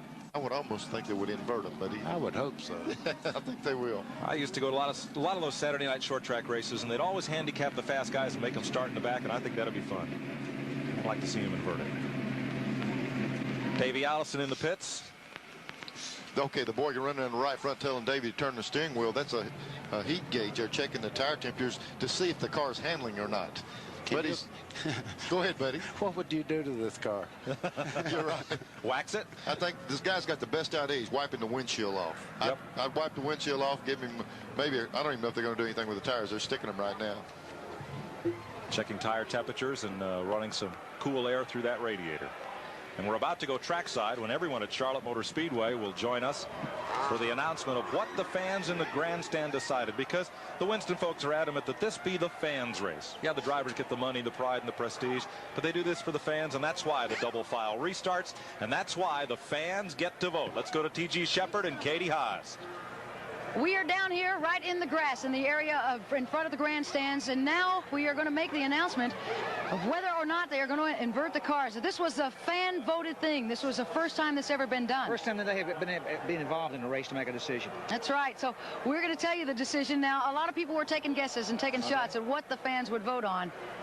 Did you take a shot at it? Yeah, I did. Well, we better not say. We better not say. All right, in my hand, I have with me how many people voted to keep the cars as they are at this finish. This is a large number. The number of fans who voted to keep the cars as they finished, 4,609. I've got a bigger number to invert, 8,075. The cars invert. The cars invert. According to the fans, then, they will be inverted. By a 2-to-1 margin. That's your choice out there. The fans have voted to invert the cars. Way to go, fans. You took part. You voted to invert it. They will invert the cars this evening for the second leg, the 30-lap second part of the Winston. I'm telling you. Is that what you guessed, TG? Actually, no. I didn't think that they would. I really didn't. I thought maybe that they would. The fans voted to invert, so that's what we're going to do tonight for the second leg, the 30-lapper race for the Winston. That's the way you fans voted it. All right, Mike, are you surprised by the decision? Well, I'm not, and I don't even think Davey Allison is surprised, but I think we're kind of happy because we're going to see a battle as these fast cars try to work their way to the front. We'll be back with the second leg of the Winston.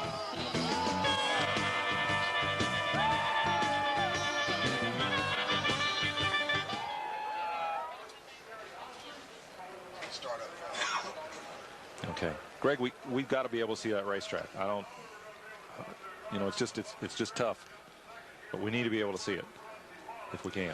You know, they got 30 in front there. They can't do that. Well, if he's on the lead lap. He's not. They lapped him just before. Yeah, you're right. They're posting him a lap down. Well, of course he is last, didn't he? What is that deal? That's just, they got the board screwed all up. Well, that could be. Well, Jeff did a good job backing up, didn't he? Imagine Bud had a lot to do with that. Bud's playing poker. Yep. Give me the exact order of how they're going to start now? 15. The 30's up. Is the 30 a lap down? Yeah, the inverted order. That thing's nowhere near. Okay. I know, but I mean, the people over there are scoring them manually. They always do, and they're talking about it. Mm-hmm. And I'm looking at a computer too, but that doesn't mean anything. Good. Thank you. They can't change the tire. Well, I don't. Yeah, they should be able to. Well, nobody's changing. Yeah, you're right. Okay. I love it. Oh, I love it.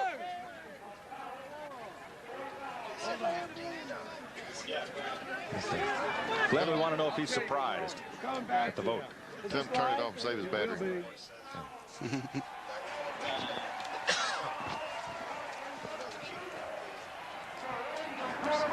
What's happened over here? Somebody got hurt.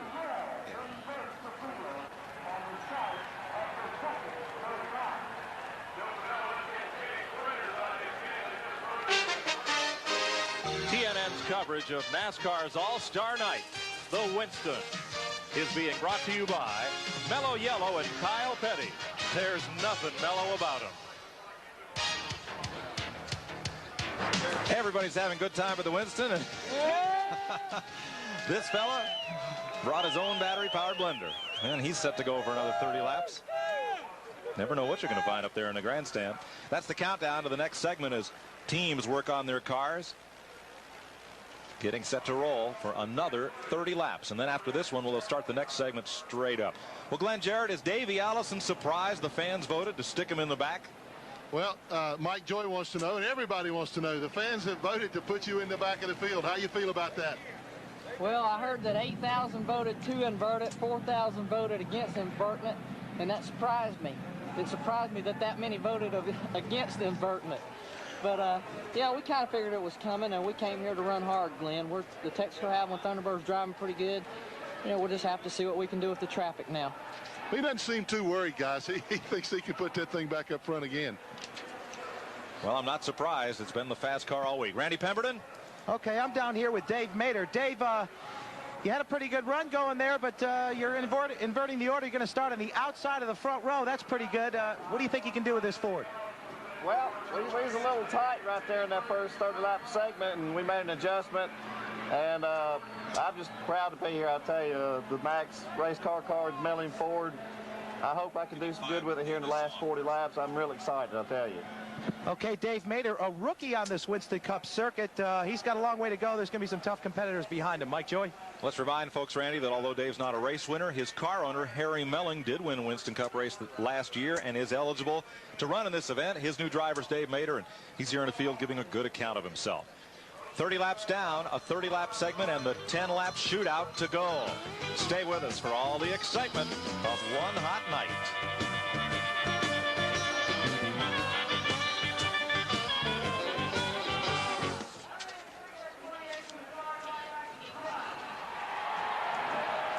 Okay.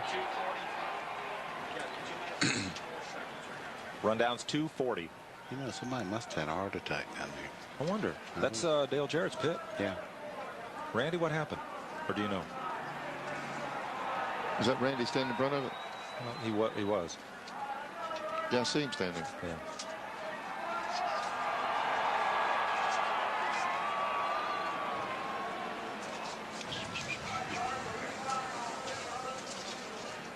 Okay.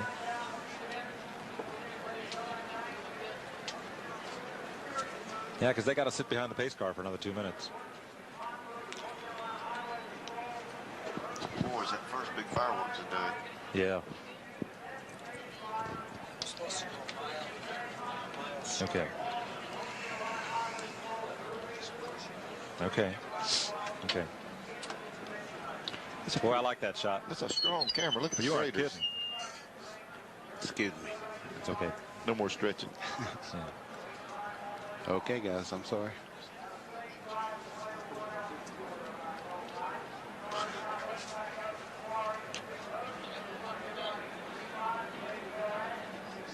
Oh, are we going to tell them that? Poor man.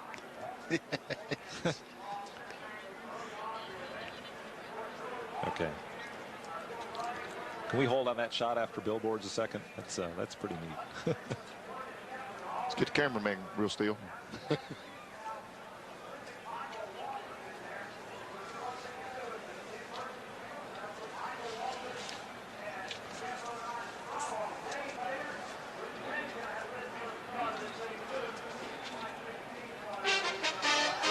TNN's exclusive live coverage of the Winston. is being brought to you by Haviland Formula 3 Motor Oil. Add more life to your car. As the full moon beams down on Charlotte Motor Speedway and 1,000,000 watts of light show us there are 35 seconds before they fire them up for the next 30-lap segment in the running of the Winston. Mike, this is the way it's supposed to be on Saturday night racing. You take your fast guys, you put them in the rear, and you make them earn their money. That's the way it's always been all over the country on little half-mile, quarter-mile racetrack. Put your fast cars in the rear, give the fans a show, and this should be a great show, buddy. Let's remind folks at home, you may be watching your first Saturday night stock car race tonight, but the Winston Racing Series of NASCAR has great events every Saturday night at short tracks all around the country, and there's probably one near you. So next Saturday night, instead of sitting home watching TV, oops, should I say that? Instead of sitting home, well, I said it. Go to your local short track and see some good, hard-nosed heads-up racing all summer long. Well, they've given the command to start engines. There's Jeff Bodine. Bodine did not run too well in the first 10-lap segment of February's Busch Clash, but then he started up front and won the deciding 10-lap segment. Now he's starting on the pole in this one in the Bud Moore Ford. He's got a crafty old man calling shots in the pits there. I guarantee you, it's not by chance that happened that he's on the pole. I look for him to walk away with the second segment. Bud Moore loves to play poker. But I would like to see Richard Petty get the jump on him and lead one lap. This place would come down. You think that firework was big? Yeah. Richard Petty gets to lead this thing. I'm not sure that this thing could turn into one of those soccer routes if Petty ever takes the lead. I've always seen those stands fall over there. We don't need it over here. Petty gets in the lead. I don't know if the structure can take it. Well, this second 30-lap segment will also pay $50,000 to the winner, $15,000 for second and $7,500 for third. Here's the way they'll line up. Jeff Bodine is on the pole. Driving Bud Moore's Motorcraft Ford with our Igloo in-car camera. Dave Mater III in Harry Melling's Ford, the Max Race car. Then Richard Petty in the SDP Pontiac. Terry Labonte in the Sunoco Chevrolet. Harry Gant in the Skoll Oldsmobile. Kyle Petty in the Mellow Yellow Pontiac. Mark Martin in the Valvoline Ford. And 8th, Darrell Waltrip, the Western Auto Chevrolet. Then 9th, Dale Earnhardt in the Goodwrench Chevy. And 10th, Ricky Rudd in the Tide Chevrolet. 11th is Alan Kulwicki's Hooters Ford. Ernie Irvin's Kodak Chevrolet. Kenny Schrader, the Kodiak Chevy. Rusty Wallace, the Miller Genuine Draft Pontiac. Bill Elliott in the Budweiser Ford. Davey Allison, the Texaco Haviland Ford. Then one lap down, Michael Waltrip, the Pennzoil Pontiac. And Mark Martin has transmission trouble. He has no forward gears, and thus, boy, is it a full moon night or what? I tell you what, though, he's pretty smart. You see what he's doing. He's not just sitting there waiting on the record to get there. If he can get back in here and get that thing fixed, he can go right on racing. He hasn't lost a thing. He goes right back in the spot even. That's right, buddy, because they do not count the cautions, and depends on how good a reverse gear he's got in that thing. Well, from the exciting to the strange. One full moon night here. See if that crew can get him in forward gear. What they can do at the worst, buddy, probably, you know, he said they'll probably jump over there and just put it in fourth gear if they have to, if they can possibly do it by hand. Any gear is better than what he's got right now. Yeah, that's not real aerodynamic going in that direction, I promise you. No. Mark Martin has had a tough weekend. They lost 2 engines, 1 in their qualifying attempt, and to start this race back in 18th position, and now they're going underneath to look at the shift linkage and try to get him some forward gear. And there they are in Mike Walter's pit with Mike's jack stands and stuff, and they got, there they go. They got it fixed. Okay. 1 lap to go. We'll go green. Caution lap. It's not counting. No, they didn't get it fixed. They let it down, and Mark couldn't get the car to move. So they're going to have to try it again. Now they're probably going to go through that procedure and put it in just strictly fourth gear. There's a guy up under the car. That's when I like to see them get those jack stands out there when they're working on them. There they go. Tony Glover coming over to help out from the Kodak crew.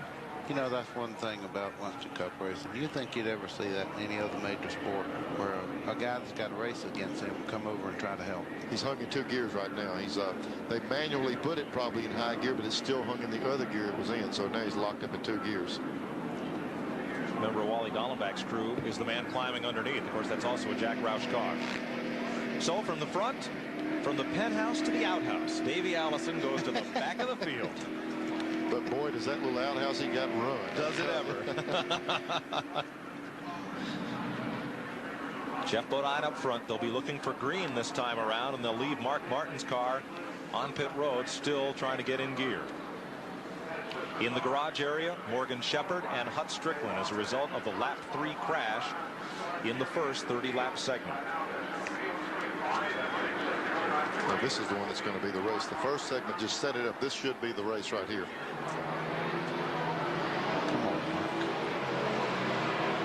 Green flag. 30 laps, and at the end of this one, they'll start the final 10-lap shootout heads up. I'm telling you, Richard Petty is right there behind Bodine. If he can take the lead right here. Look at this crowd. I'm telling you that. Richard's pulling up on him. Here comes Richard Petty, Stock Car Racing's all-time winner. 200 career Winston Cup point race victories. Tracking Jeff Bodine, who as a young driver hoped that someday he could graduate from the New England short tracks and come down when Richard retired and make his move up into Winston Cup racing in a Petty car. Didn't happen quite that way. I got to tell you, he's not losing any ground. He's running really well. And I tell you now, he's not losing any fans. The grandstand's about to go crazy right now with him running second. Look on that back straightaway. They're throwing everything with the laundry at him. Here's Petty going for it. Davey Allison moving up. Richard Petty had to look down low, nothing there. Davey Allison, Rusty Wallace, and Bill Elliott trying to climb up through, but look at the traffic jam ahead. There's Davey Allison looking ahead at Harry Gant. There's Rusty Wallace. Let's move up to third place where Dale Earnhardt shown his muscle and gotten by Kyle Petty and Dave Mader. Earnhardt now third and headed for the 2 leaders. Randy? Well, Buddy Baker, particularly, you could understand this. I talked to crew chief Kirk Shelmerdine for Dale Earnhardt, and Kirk said that Dale said the car was a little tight in the corners. So what he did was take out the right front rubber. And, Buddy, you can tell the fans what the right front rubber is, and that should help Dale loosen the car up and be able to swing it through the corners a little bit. Well, that's a little circle you put in between the springs, and it actually improves the rate on the spring about 200 pounds. So when you take it out, it lets it travel more and it unloads, so it really gets to the corner better. Here comes Earnhardt, chomping on Richard Petty. Petty's last May Charlotte win, 1977, when he won the 600 here. Son Kyle won it 10 years later. Jeff Bodine out in front. From the pole in this 30-lap segment. I tell you, this has been an awful exciting race for one that hasn't had a lead change. Now look at the snarling pack of cars just behind this one. Wow. Alan Kulwicki, what a tight pack. Kenny Schrader's right there. Ernie Irvin drafting along. Dave Mader up on the outside, and Ricky Rudd. One thing, Davey was making some good moves in the back when they weren't thinking about the guys that won the other race. But that side-by-side racing is really blocking the traffic. Earnhardt for second place. Kyle Petty says, "See you, Dad," and goes right along with him. Taking a look inside of Earnhardt in the same move. And now it's a 4-car bunch at the front. Earnhardt started ninth. He's second. Mark Martin has his car in gear. He is, however, 4 laps back. Looking for Jeff Bodine's car as Dale Earnhardt comes up on him for the lead, and Kyle Petty is right there as well. Tried him on the outside. Dale tried the outside of him and lost ground there. Look at this camera work. I guarantee you somebody's working overtime. Pictures from the back bumper or the back of Jeff Bodine's car. Look at him dance around out there. Yeah, he's a little bit loose now, but it's just what he likes. That's Earnhardt. And here comes Kyle, and Richard not going to help him. He's going upstairs with Earnhardt. Now he's dropped down.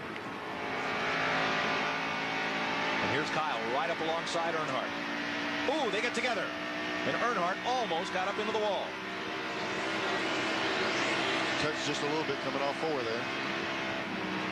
And there's Kyle Petty drifting right in to fill up the rearview mirror of Jeff Bodine. Don't touch that camera, Kyle. Here comes Kyle taking a look to the inside. Are they giving Kyle a yacht or something? He's really on the move here.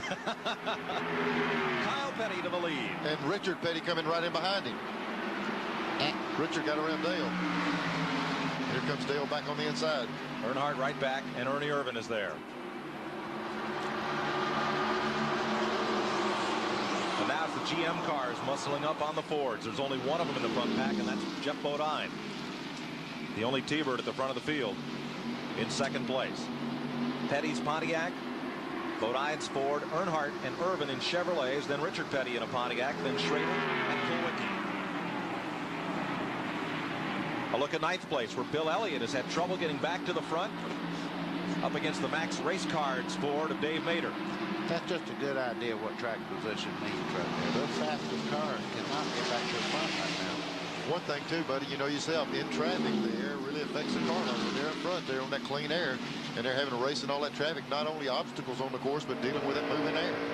Riding with Rusty Wallace, Bill Elliott just ahead. Kulwicki in front of him and Schrader. Penske Racing, Miller Genuine Draft Pontiac. Beer battle right here. Elliott on the high side. Wallace, who was one of the quickest cars on the track in this afternoon's practice, in car 2.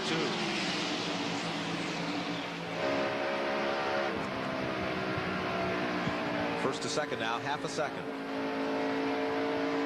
As Kyle Petty steps out ahead of Dale Earnhardt. And we watch this battle. Bill Elliott made a real strong move on the outside of Kulwicki off the second turn and made the pass. Elliott's coming. Davey Allison not having quite as good luck with the traffic. Rusty Wallace, the 89 winner of this race after a controversial last lap pass. Looking to the outside just a bit on Alan Kulwicki. You know what? That makes you want to put on the brakes right there. That's so real. Looking fuel pressure and all hopping there on the right gauge there. There's Elliott moving up to the outside. Going around Richard. And looking at Kenny Schrader. Wallace battling Ricky Rudd, and Davey Allison biding his time. We're 11 laps down, make it 12 now from 30 laps. 12 complete. Earnhardt and Irvin. Second and third place. 18 laps to go in this segment. Plenty of time. Good second position. Ernie down inside of Dale down the back straightaway. Boy, is that not a neat shot in the lights on the bright colors of all these cars? Dale didn't think so. Irvin looks like he's tied to a string. I'll tell you, that car is flying. Now first to second, 1.5 seconds from Kyle Petty back to Ernie Irvin. Richard Petty still holding his own in 8th place. Second and third here. There is no more inverting or anything else. Let's start the next segment the way they are now. That's right. Davey Allison trying to move his way up through traffic. That's Rusty Wallace and Richard Petty ahead. Ricky Rudd just to the right side. He's on the inside of Ricky Rudd. He's been there several times. He just hasn't been able to clear Ricky, get down in the corner. And I don't see Ricky on the right side of the shot. He might have cleared him this time. 10th place for Davey Allison. Look at those cars dance right on the edge of control. Look at that thing accelerate, Neil. Yeah, he jumped right up there, right by Rusty Wallace, and now he's got these other two directly in front of him. Richard Petty just ahead. It was 85 degrees mid-afternoon. It's now dropped to 67 out there. And that means horsepower. When the temperature starts coming down, these cars get stronger and stronger. The racing should get stronger. Richard Petty and Alan Kulwicki battle side by side. Wallace and Davey Allison just have to bide their time. Here comes old EW. I tell you what, Davey Allison almost spun that car out this thing. Looked like he got real loose. Yeah, sure did, buddy. And, you know, it might be like we were talking about earlier. By itself, the car's good. In traffic, it's really giving him a little bit of a handful. And Darrell Waltrip was right up there with him. Look at Rusty Wallace saw the wheel. Down in the left corner of the screen. See him work the wheel as he tracks down Alan Kulwicki and Richard Petty. There's Davey Allison. View from his in-car camera. He's underneath Ricky Rudd now. And drops it low in the corner. That's where he's had that trouble. When he gets in there low like that, his car seems to get just a little bit loose on him. Folks, if you want to know where a Ford's strong, it just showed you there. Center of the corner of the straightaway where the Ford really picks up on John Murphy's car. A lot of acceleration. But Ricky Rudd is still exactly alongside Davey Allison. And he's not giving an inch. Well, once you see, when you're in a race car and you see that guy have a little bit of a problem, you don't say, excuse me, you try to create more problem for him. So if you see he can't run on the inside, you try to just keep dishing it out, dishing it out. See, he drove Earnhardt's car one day this week, and you hear his philosophy now? No, that's always been the way. Kyle Petty leads this second segment of the Winston. It's just past halfway. 13 laps to go, and they'll drop the checker once more and prepare for the shootout.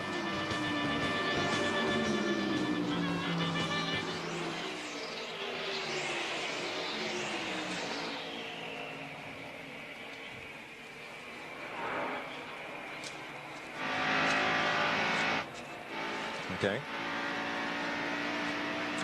Yeah. Gary, I like second place, and I like about sixth place where that 4-car pack is that includes Rusty. Right, 5-car pack with Davey. Thank you. Ooh. Boy, that's tight. That's going to get nasty here. Yeah, I think we can forget second place because those guys are going to ride and just try to chase him down. You bet. I love that one.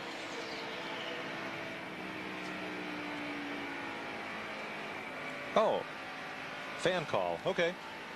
All right, I'll ask you that. I tell you, Richard's not giving any ground to Kowicki there now. Right. So they've been side by side 6 or 8 laps. Okay.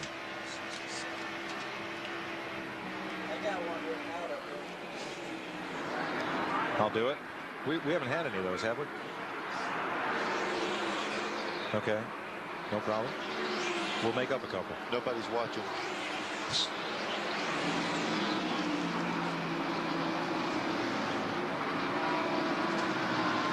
Here's Kyle Petty having himself a lonesome Saturday night ride out in the country with 10 laps to go in this second segment, but back behind him.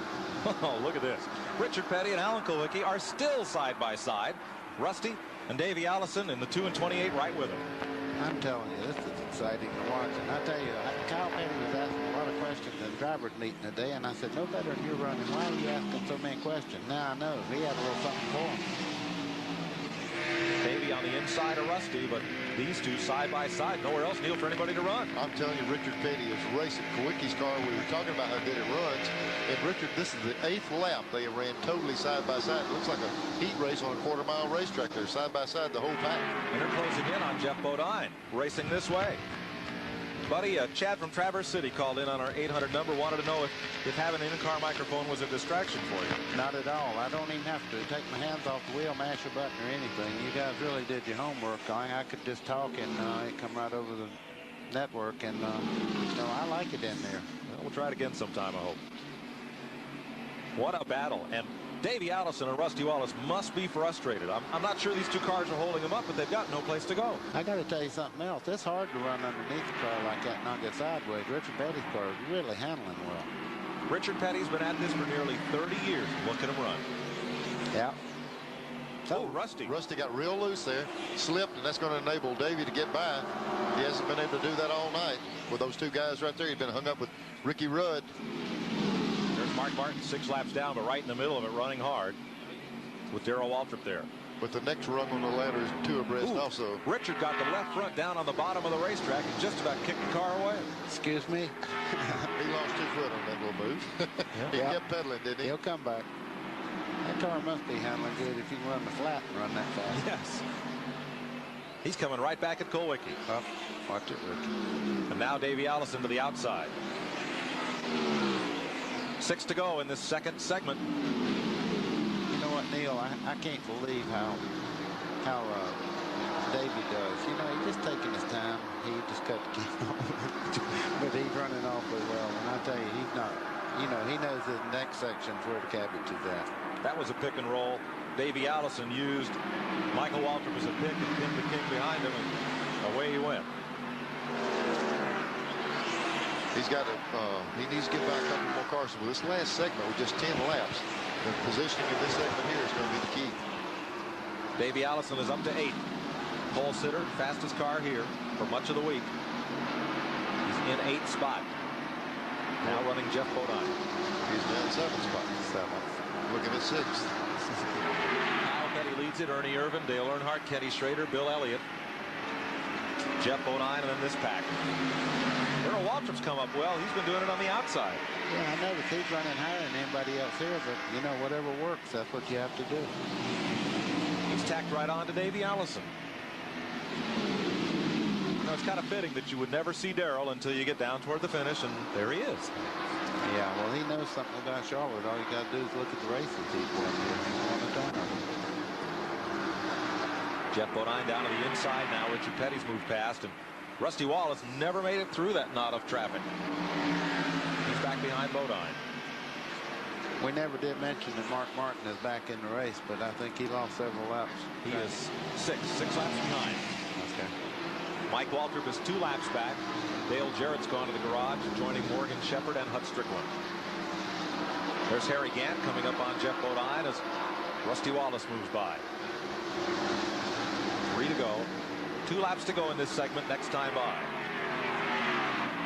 Boy, I tell you, Kyle Petty checked out. Felix must have made him a big money offer. Petty, we got to find out what the deal is. They give him something every time he wins. I don't know what it is, but it'll be fantastic. I can't wait to read about it. Could be the condo.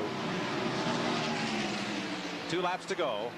Then they'll take a 4-lap break.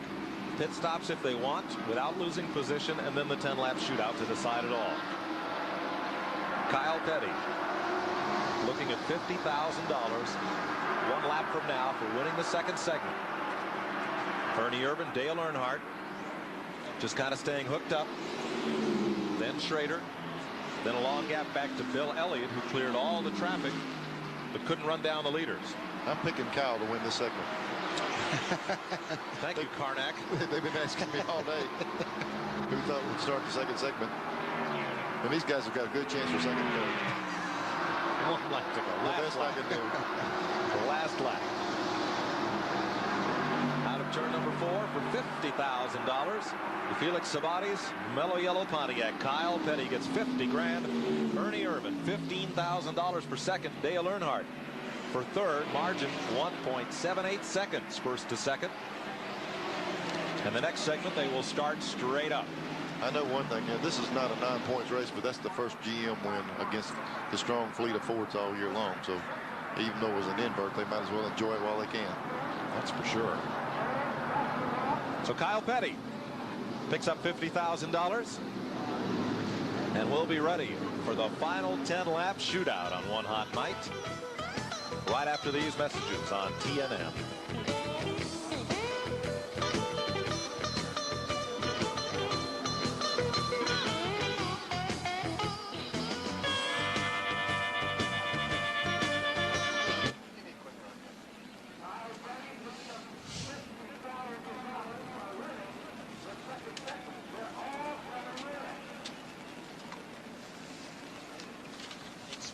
No, that's fine.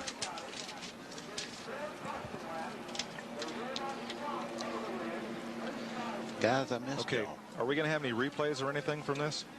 Or will we have any replays or anything from this second segment? Well, no, I just maybe some of that intramural battling in the middle that kept Davey from moving up higher.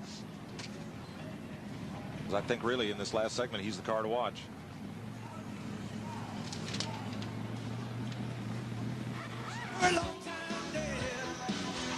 Now they just run 4 laps caution, you know, and then back to it. Elmo's having a fun by himself.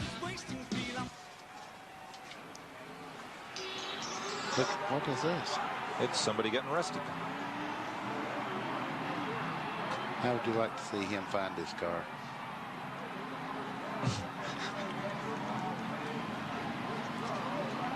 Way to go. That's too bad. What do you call Neil just then? Karnak. Karnak. Tim Carson.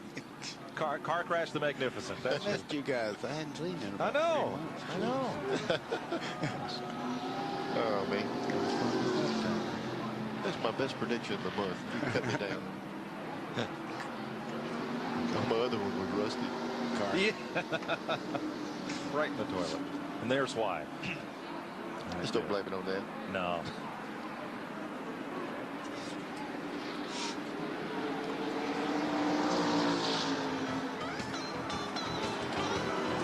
We're back at Charlotte Motor Speedway, getting set for the final 10-lap shootout here in the Winston. Mike Joy with Neil Bonnet and Buddy Baker topside. Randy Pemberton, Glenn Jarrett on pit road. Neil, the Carson people called. They tell me the Karnak is taken, so we're going to have to call you Car Crash the Magnificent if you're going to keep making these predictions. I tell you, it's the best prediction I made in months, and you took light of it. Sorry. Here's our Iglo in-car camera on Jeff Bodine and the Budmore Motorcraft Ford. You could hardly tell. Look at all this. That thing's decaled to death, isn't it? Pretty good. Allison and Rusty Wallace. Want to thank all three of those race teams for carrying our onboard cameras tonight as one hot night continues. I like this racing under the nights on a super speedway. I think this looks great. Mike, I was just fixing to say, how in the world can anybody look at that facility right there and say you couldn't put one more light on it, make it any better than it is? There's Dale Earnhardt. Let's have a look at how the lineup, so folks you watching at home can handicap the field and figure out who's going to take home the money. Kyle Petty's Pontiac, Ernie Irvin's Chevrolet, Dale Earnhardt and Kenny Schrader in Chevys. That's row 2. There the Fords, Bill Elliott, Davey Allison, Alan Kulwicki, and Darrell Waltrip Chevy in 8. Ricky Rudd Chevrolet, Richard Petty's Pontiac, Pontiac for Rusty Wallace, and an Olds for Harry Gant. Jeff Bodine's Ford, Terry Labonte's Chevy, Dave Mader's Ford, and Mike Waltrip 2 laps down. Mark Martin is 6 laps in arrears. Dale Jarrett, Morgan Shepherd, and Hut Strickland have gone to the garage. Wipe of the windshield for Darrell. I saw them around. It looked like they were either cleaning the grill off or something on the front of the car. Also, it might be a little bit warm. I saw them pulling tape off, it looked like. How could it be? Now they're able to make pit stops under this period, this hiatus, without losing their position. Right, he'll go right back where he's running. Checker flag come out. The winner of this segment, of course, gets the trophy, gets to kiss everybody in victory lane, and gets $200,000. I don't know about the kissing part, but the 200,000 sounds pretty good to me. There's no telling who's in victory lane. 1 lap to go, we'll go racing. Kyle Petty has already knocked down 50 grand for winning the second segment. Glenn Jarrett. Mike, I'm in Davey Allison's pit right now. Larry McReynolds is here. Larry, the car didn't seem to be quite as good that time. A lot of traffic to maneuver, but you still had to make a chassis adjustment. Yeah, we just keep trying to work on it, to make it better. It wasn't quite as good as it was the first segment, but we didn't really have to race nobody the first segment. That makes a difference. So we got to race them now for 10 laps, and we'll see what we got. You think you got enough for them? I don't know. There's some strong cars up there in them top 5 slots. All right, another interested party down there, Randy Pemberton. Well, I've got an interested party and an interested part in this. Robin, my brother, did a good job on that last pit stop for these guys. What'd you do to the car to make it better? We just made a spring adjustment in the right rear and knocked some spoiler out of it. I'm just here hanging out with these guys. It's nothing that I did. It's good team effort. I hope it works out for everybody. What about the 10-lap sprint? Can he do the same as he did in the 30 laps? I hope so. Track position means a lot. Ernie's he's pretty spunky, and so is Dale. So we'll just see what happens. What's Kyle get from Felix if he wins? I guess we're going to run next week, too. He gets to borrow Felix's car one more week. And if he loses, he has to run next week. That's right. 10 laps, folks. $200,000 is on the line. Made your picks. Kyle Petty's on the pole. Ernie Irvin is right alongside. Dale Earnhardt and Kenny Schrader. Elliott, Allison, Kulwicki, Waltrip, and on back. Green flag. 10 laps to decide bragging rights for a whole year. And it's Kyle Petty, and here comes Earnhardt on the bottom. Boy, I'll tell you what, if Kyle can make a break with Dale and Ernie Irvin side by side, he might get a little bit of distance on the whole pack. Now Schrader, watch the white car in 4th place. He's right in the middle of the corner, and that gets the 2 Fords blocked up right behind him. However, these 2 Chevys are not going to go single file. Buddy, we've seen this over and over. 2 cars get side by side, and they don't have to do this for just a few laps. And look at Kyle Petty pulling away. It's about a half a second difference per lap when you're running side by side and out and clean air by yourself.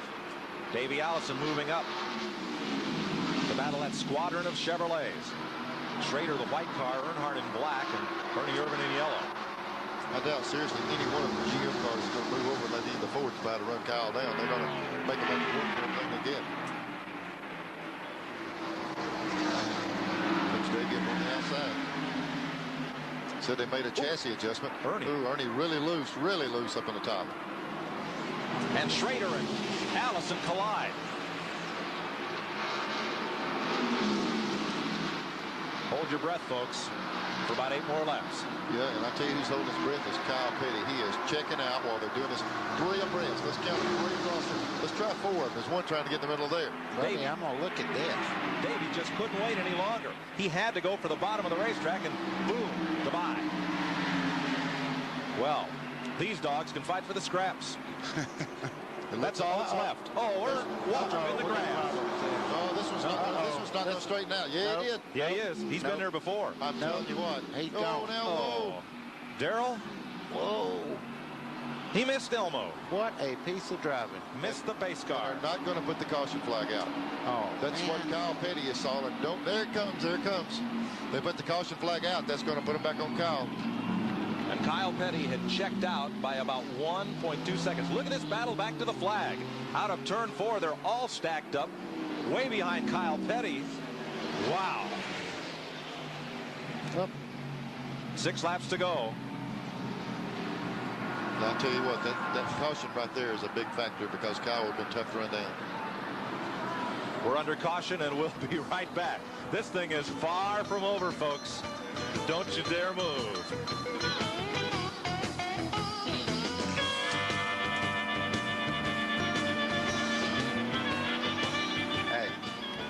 I didn't mean to say he was gone, but he was. Oh, yeah.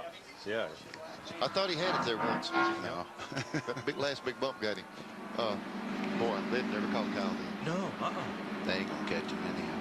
I don't know. I don't know. They do a 2 abreast start. It's going to put Davey right behind him. I don't think they do the last 10 laps. Okay. I know they do. Right. Okay. Okay. How many cars have we seen go through the grass tonight? Uh-oh, look at this. New tires for Ernie, and he goes right back up there. You're right. Woo. But I think they took a bite out of him. He was so loose, but he probably took some out that last run. Oh, yeah. Yeah. He was all over the place. Does he have to go to the rear? They knocked his spoiler up. I got to tell you, if you go to the rear. I'm not sure. Did you see that move I made? I was running 7th, and I run in there. Yeah. Got tires. Was that ever a stupid thing?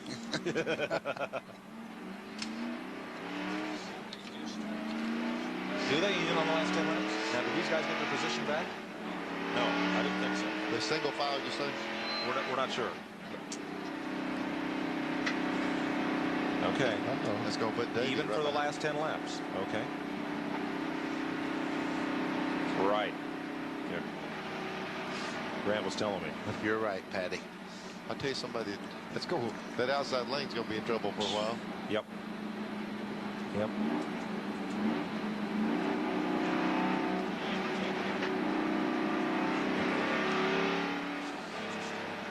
Yeah, they're going to go one more.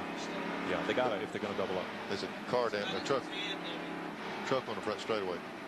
Truck in one, safety truck. Okay.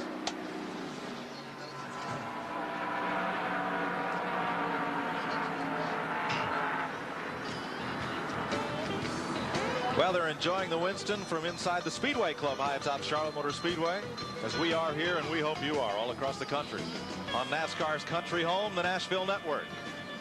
Out in the grandstand, they're having a great time. Down on pit road, they're all holding their breath. And they will for 7 more laps. Now, during this caution period, Ernie Irvan, Richard Petty, Harry Gant, Jeff Bodine, and Darrell Waltrip all came in and made pit stops. Well, you're talking about a critical restart. Now, when they redo this thing for 200 grand, there's going to be some shifting gears and winding some motors up. Let's remind you that Kyle Petty was ahead of Dale Earnhardt by 1.1 seconds before that caution flag. And the light is still on the safety car. We'll get 1 more lap. Glenn Jarrett? Well, Mike, they're a little nervous, a little concerned down here in Davey Allison's pit still. They made that chassis adjustment to try to get the car back to normal.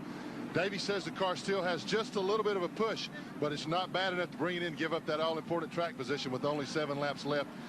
They don't know whether he can do it or not. Davey seems to think that he can. Darrell Waltrip's car is okay after that spin. Twirl down through the grass, and we're getting set to go restart. And here we go again, folks. Double file restarts. Saturday night short track style. There's Darrell Waltrip. He's okay after making the pit stops. Here's another look. Look at this jam session. A couple of them got together. Man, he went across there. But he had the car just about under control, and it came back out from under him on this next road right here. Took a big bounce here. Yep. Really kicked him around. Got him. Yep. You think Elmo was holding his breath? Elmo Langley, the pace car driver, he's just to the left of Darrell there. Just barely. almost been closer than that before. He'll get in there and mix it up with you too in his day, wouldn't he, buddy? I guarantee you. I can't believe he shot. Look at all the gauges, man. I tell you, it's tonight. I'm telling you, I'm not so sure it's better than day racing. It's so much better than just the clarity on everything we have. I'll remind you earlier tonight, one of our 800 number calls, Robbie Faggart won the Winston 100 for Sportsman Cars over Dennis Setzer and Freddie Query, Mark Cox and Peter Gibbons. Mike Waltrip and Hut Strickland transferred into this race by finishing 1-2 in the Winston Open ahead of Greg Sachs, Dick Trickle, and Jimmy Hensley. Getting set for green. This is an engine builder's nightmare. You're fixing to see some RPMs on shifting gears. They'll twist these motors out of the frame with just a few laps to go to try to get a good start. Looking for green. Kyle Petty inside, Dale Earnhardt outside, and Davey Allison restarting third. We're back to green. 7 laps to go. Now let's see how strong Kyle is in the corner if he can get away from Earnhardt. You better watch this 28.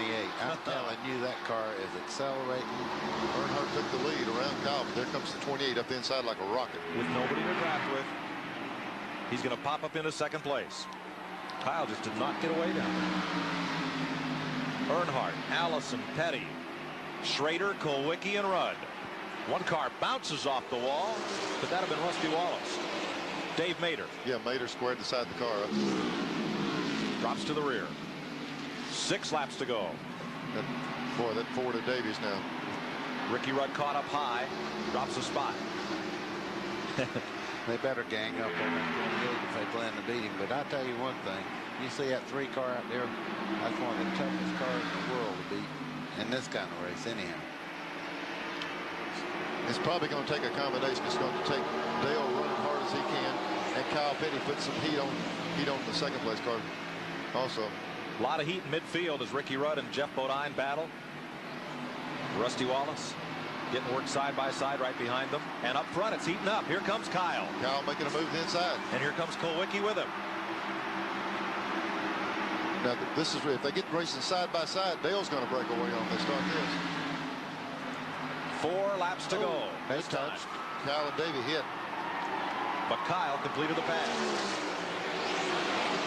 And Davies dropped back about 3 car lengths. Kulwicki's going to make a run on him. Kulwicki and Schrader side by side now. That's 4th place. Davies got a lot of push in this car. He's on the bottom. He's using a lot of brake to hold it down here, but he just cannot go in the center part of the car. There's Alan Kulwicki running Kenny Schrader hard. That's for 4th place. Chevy versus Ford. Chevy, Pontiac, Ford, Chevy, and Ford. 3 laps to go.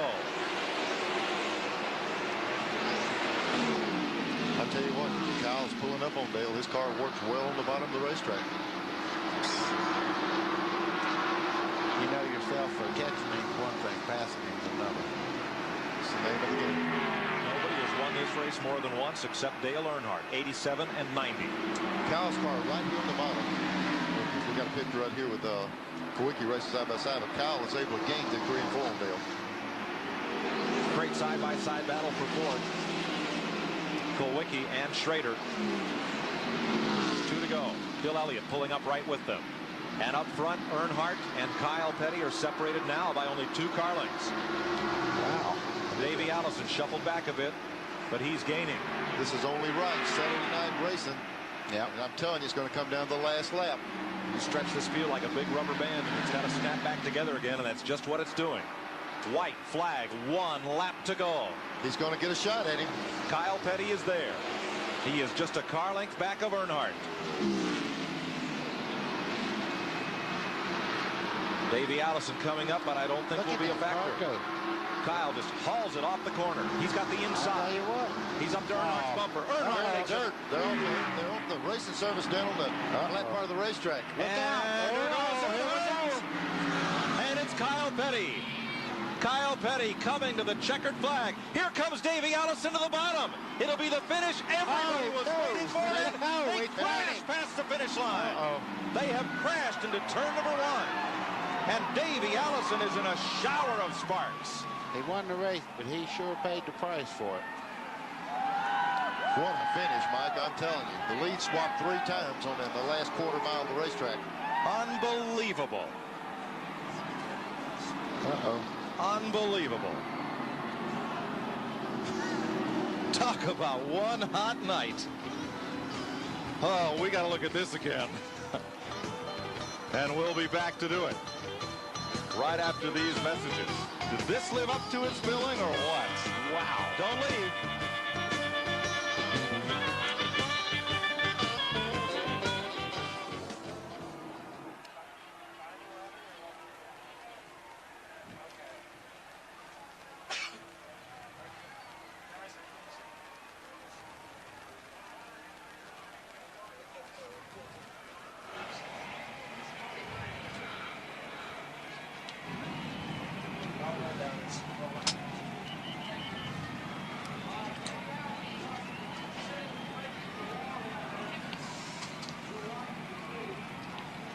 Uh-oh. Oh, no. Old 007 going to get the roof cut off. Cutting the roll bars out of it. Jesus, you know, he was hurt from his other wreck at the end.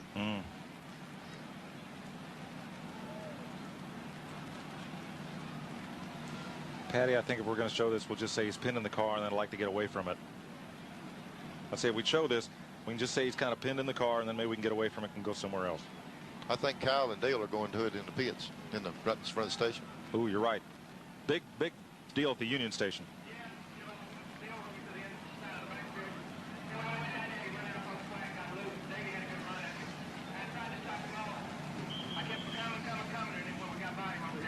I was into him, and my fault, I guess. A great car in the second segment. Yeah, you know, Robbie and them guys worked really hard. When you drove up and had a good motor, you had a great motor, but a little bit tight the first segment. And, you know, we just rode it out until we could get our pit stop and adjust it like Robbie didn't want to do, and that's what we did.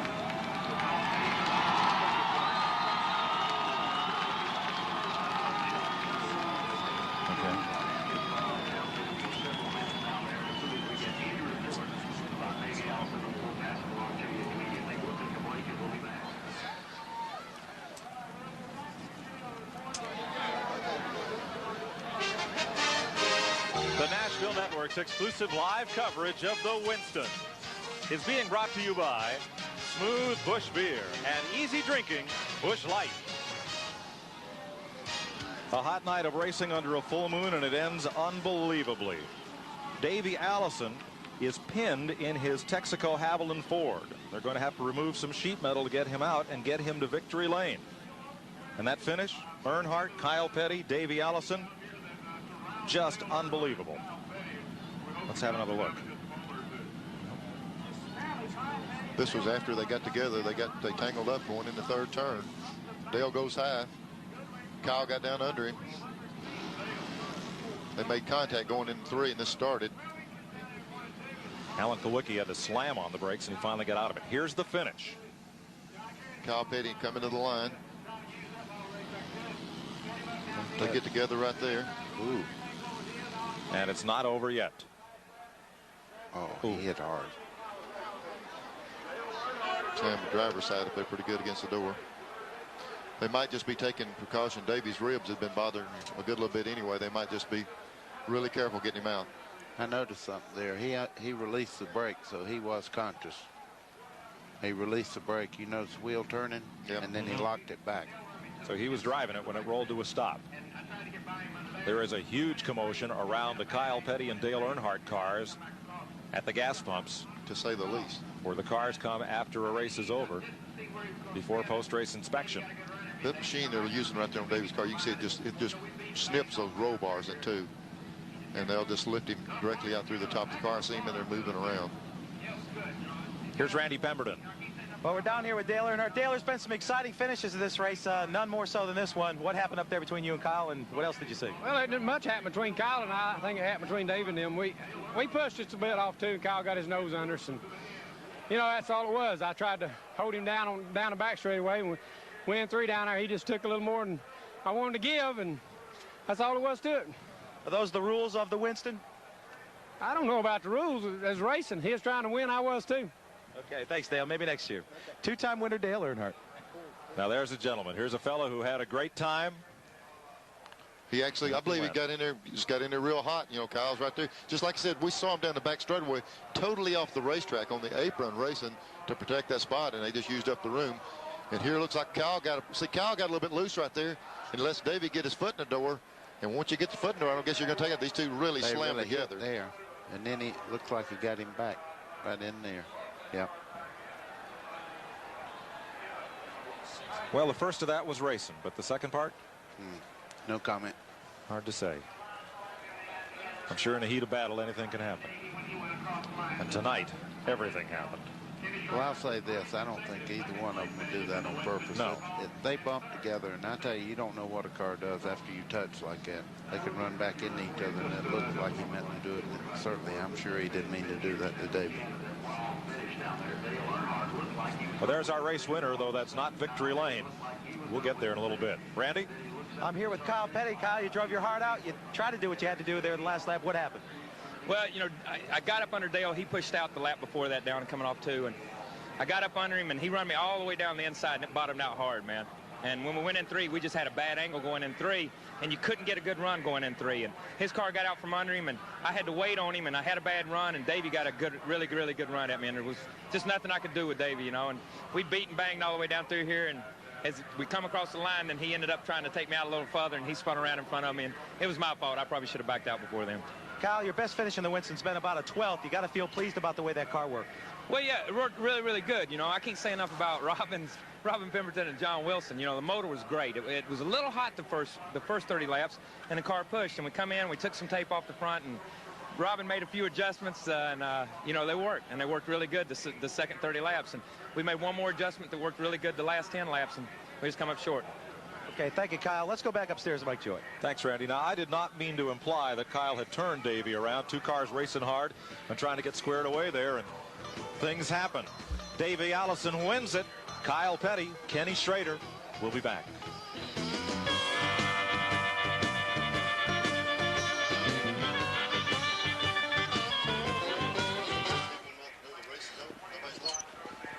You're right. Yeah. Okay, here, look at this, guys.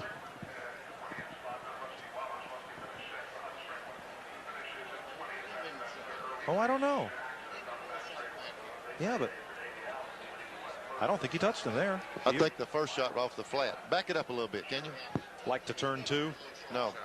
I'm going to tell you one thing. But watch Kyle break loose right here. Yeah. See him break loose? What? No, we're in commercial.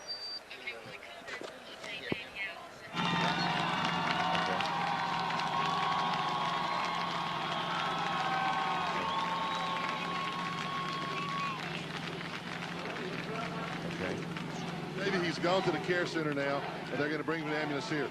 This guy pushed these 4 tires in here. He says that's all that's left of the car. Okay.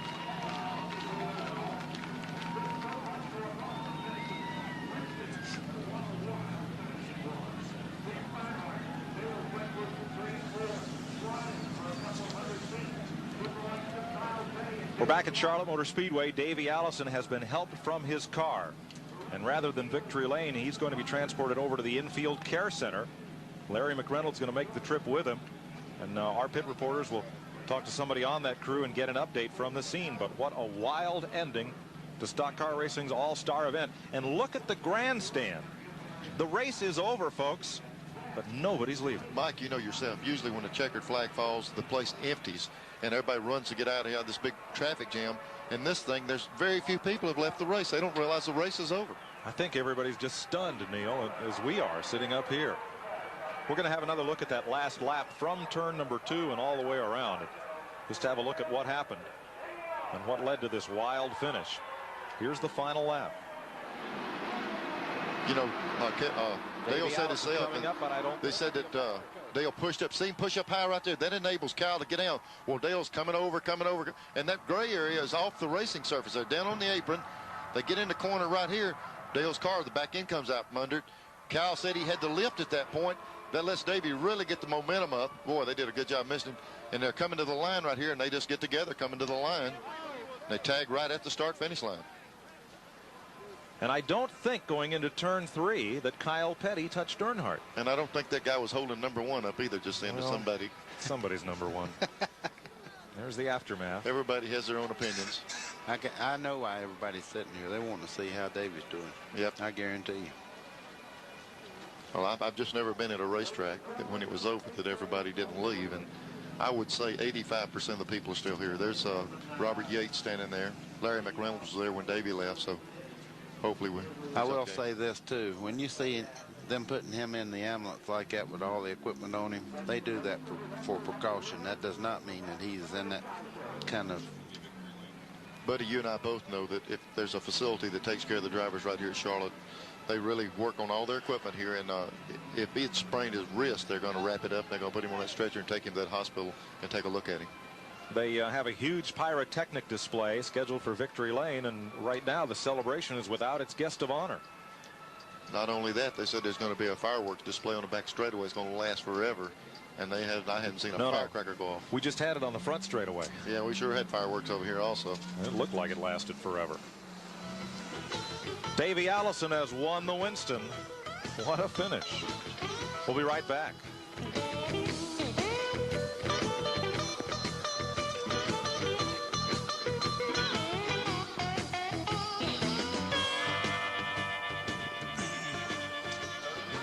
That's airplanes.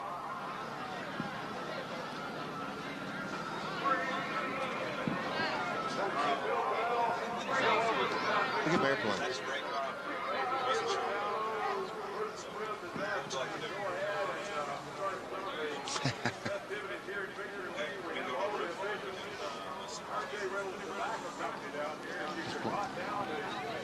I'd like to introduce the chairman and CEO of RJ Run Tobacco Company, Mr. Jim Johnson. Jim, while we're waiting on the winner here, Okay. Out of commercial. All right, TT, you stand here. I'll stand here with you two. Okay? Spread out just a little bit. I'm going to talk to you two mainly. Okay. All right. Wait a minute. Oh, wait a minute. That's Petey. Give me my hand down me, too. Okay, you don't want...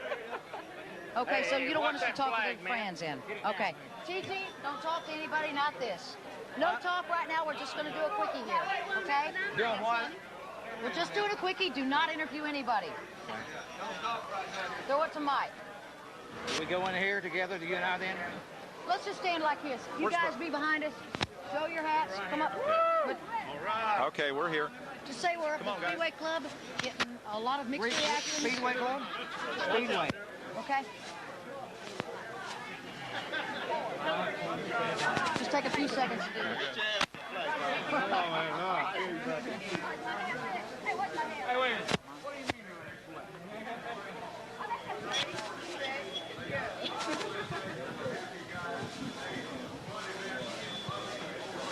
We are back live at the Speedway Club here at Charlotte Motor Speedway, where we just saw a fantastic race. And we're getting some reaction from the fans. We have some Kyle Petty fans behind us. We have some Davey Allison fans over here. I'm telling you, one of the best ways to get the story on what happened is to go to our racing experts. Here's one of them, Mike Joy. Katie, we're all still trying to figure it out. And look at the crowd is here. They're awaiting word on Davey Allison. We've heard from Dale Earnhardt and Kyle Petty. And gentlemen, looking at the replays up in turn number 3, to me it did not appear as if Kyle got into Dale Earnhardt. Well, I think you heard Dale stand right there and tell everybody there was just hard racing. He moved over to the inside, protected the lane, and made Kyle go in real low. They both pinched their car down so low in the corner they couldn't make the entry they wanted to. And Kyle lost momentum. Dale slid the back end out, and it was from there on, it was all just up in the air. Here's a look at it. This is the part where they were talking about moving over. They got way down the bottom of the racetrack. The proper entry to the corner is from the outside of the wall and dive low. They couldn't make that entry. You don't even see Davey Allison in the picture. What happened is this move protected it, didn't Buddy?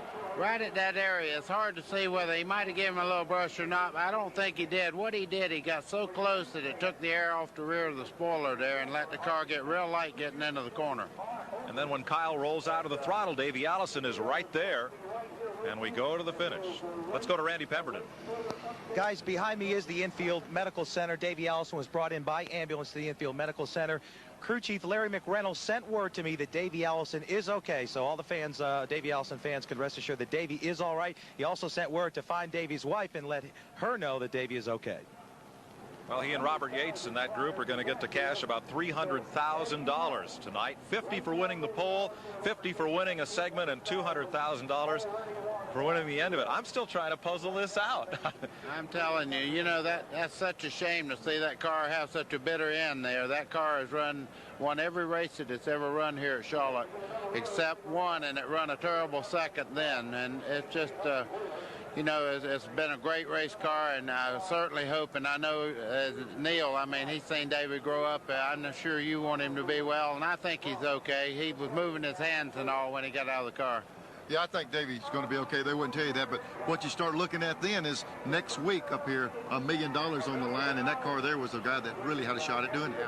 Well, buddy, 3 different drivers thought they had this one at some point during the last lap. I know you've been there.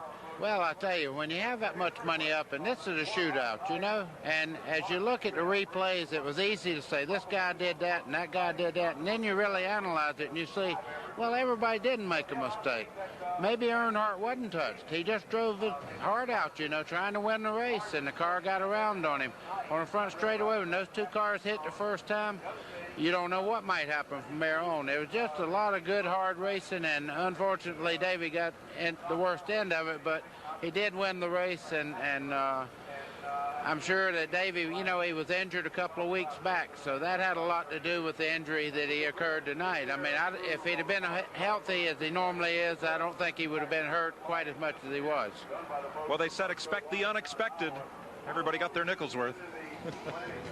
I'll tell you what, I guess the key, Mike, is we wasn't playing dominoes, we're racing.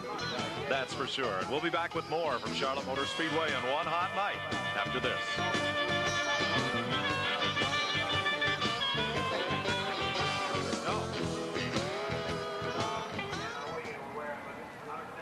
That's exactly right. Look at these people. You know what you got to worry about right there, Neil? It's the left side hit. Yeah. And if he hit his head on that wall, I can tell you, I know something about that. That's what happened to me right here.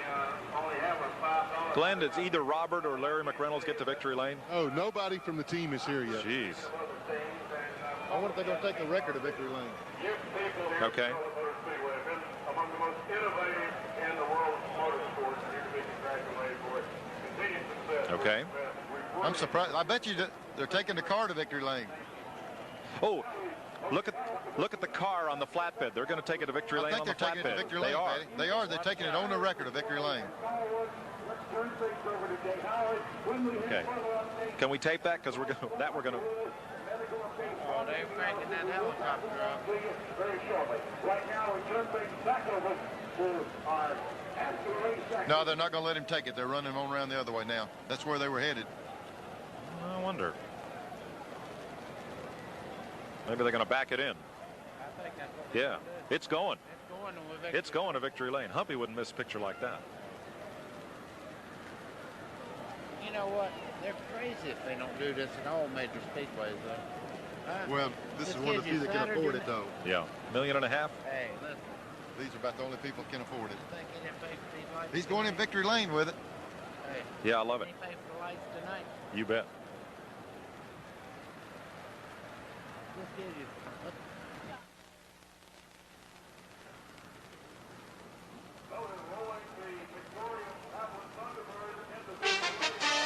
The Nashville Network's exclusive live coverage of NASCAR's All-Star Night, the Winston, has been brought to you by Haviland Formula 3 Motor Oil. Add more life to your car. By Miller Genuine Draft, cold filtered for real draft taste, so get out of the old, get into the cold. By Goodyear, the unanimous choice of every NASCAR Winston Cup team. And by Fram Oil Filters. Fram, you can pay a little now or a lot later.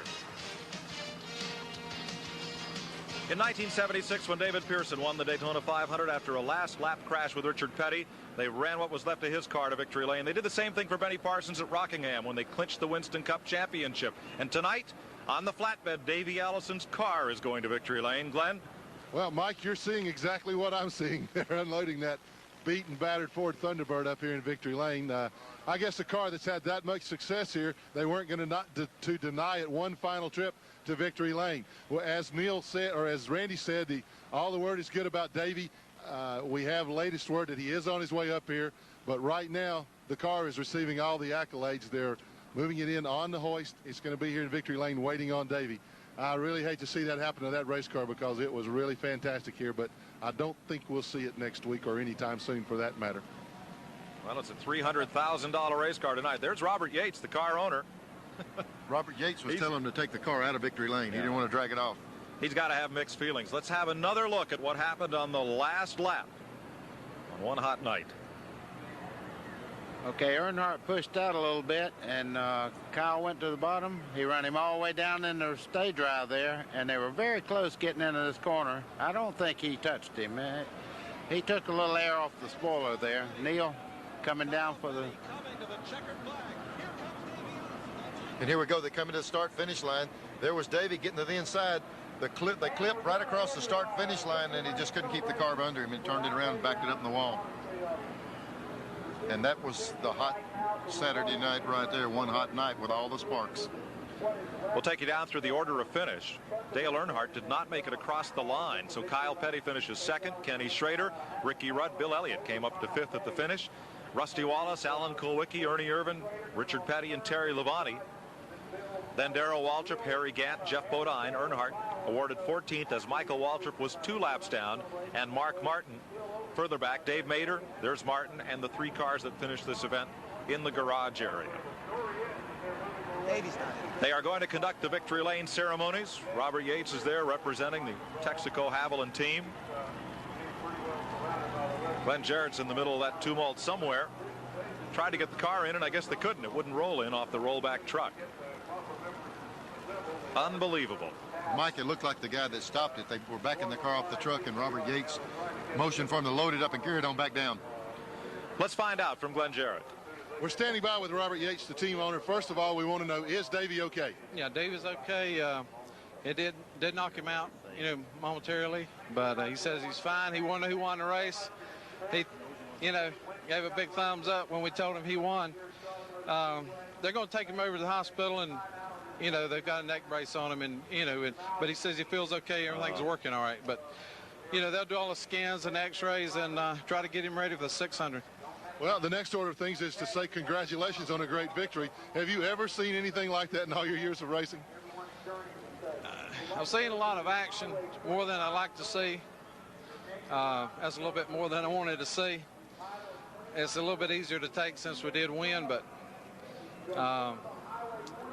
we need to work on the car and make it a little bit better. We don't like to run that close with other cars.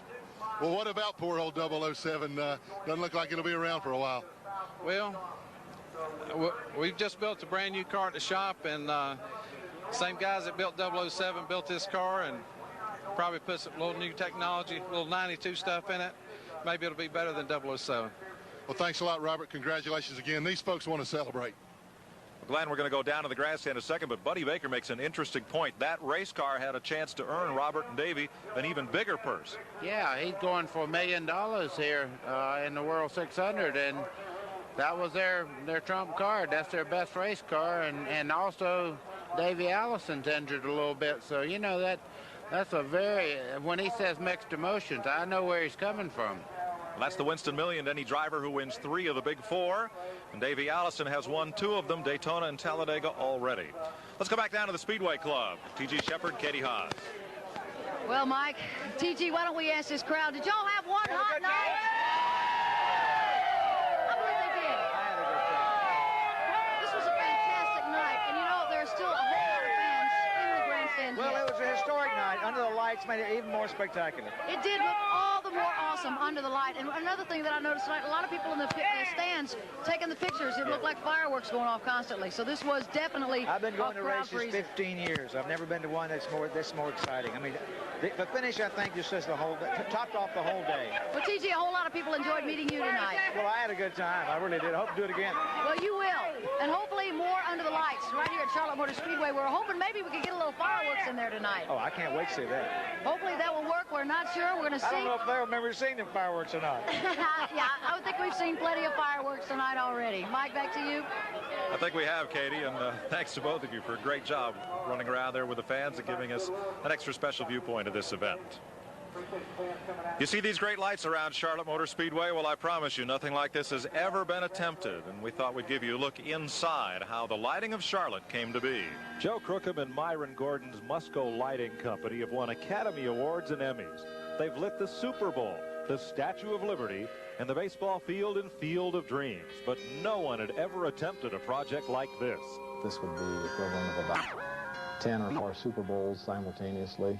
I guess I can put it in some perspective. It was, I believe, 24 semi-loads of equipment that it took to put the lighting in down here.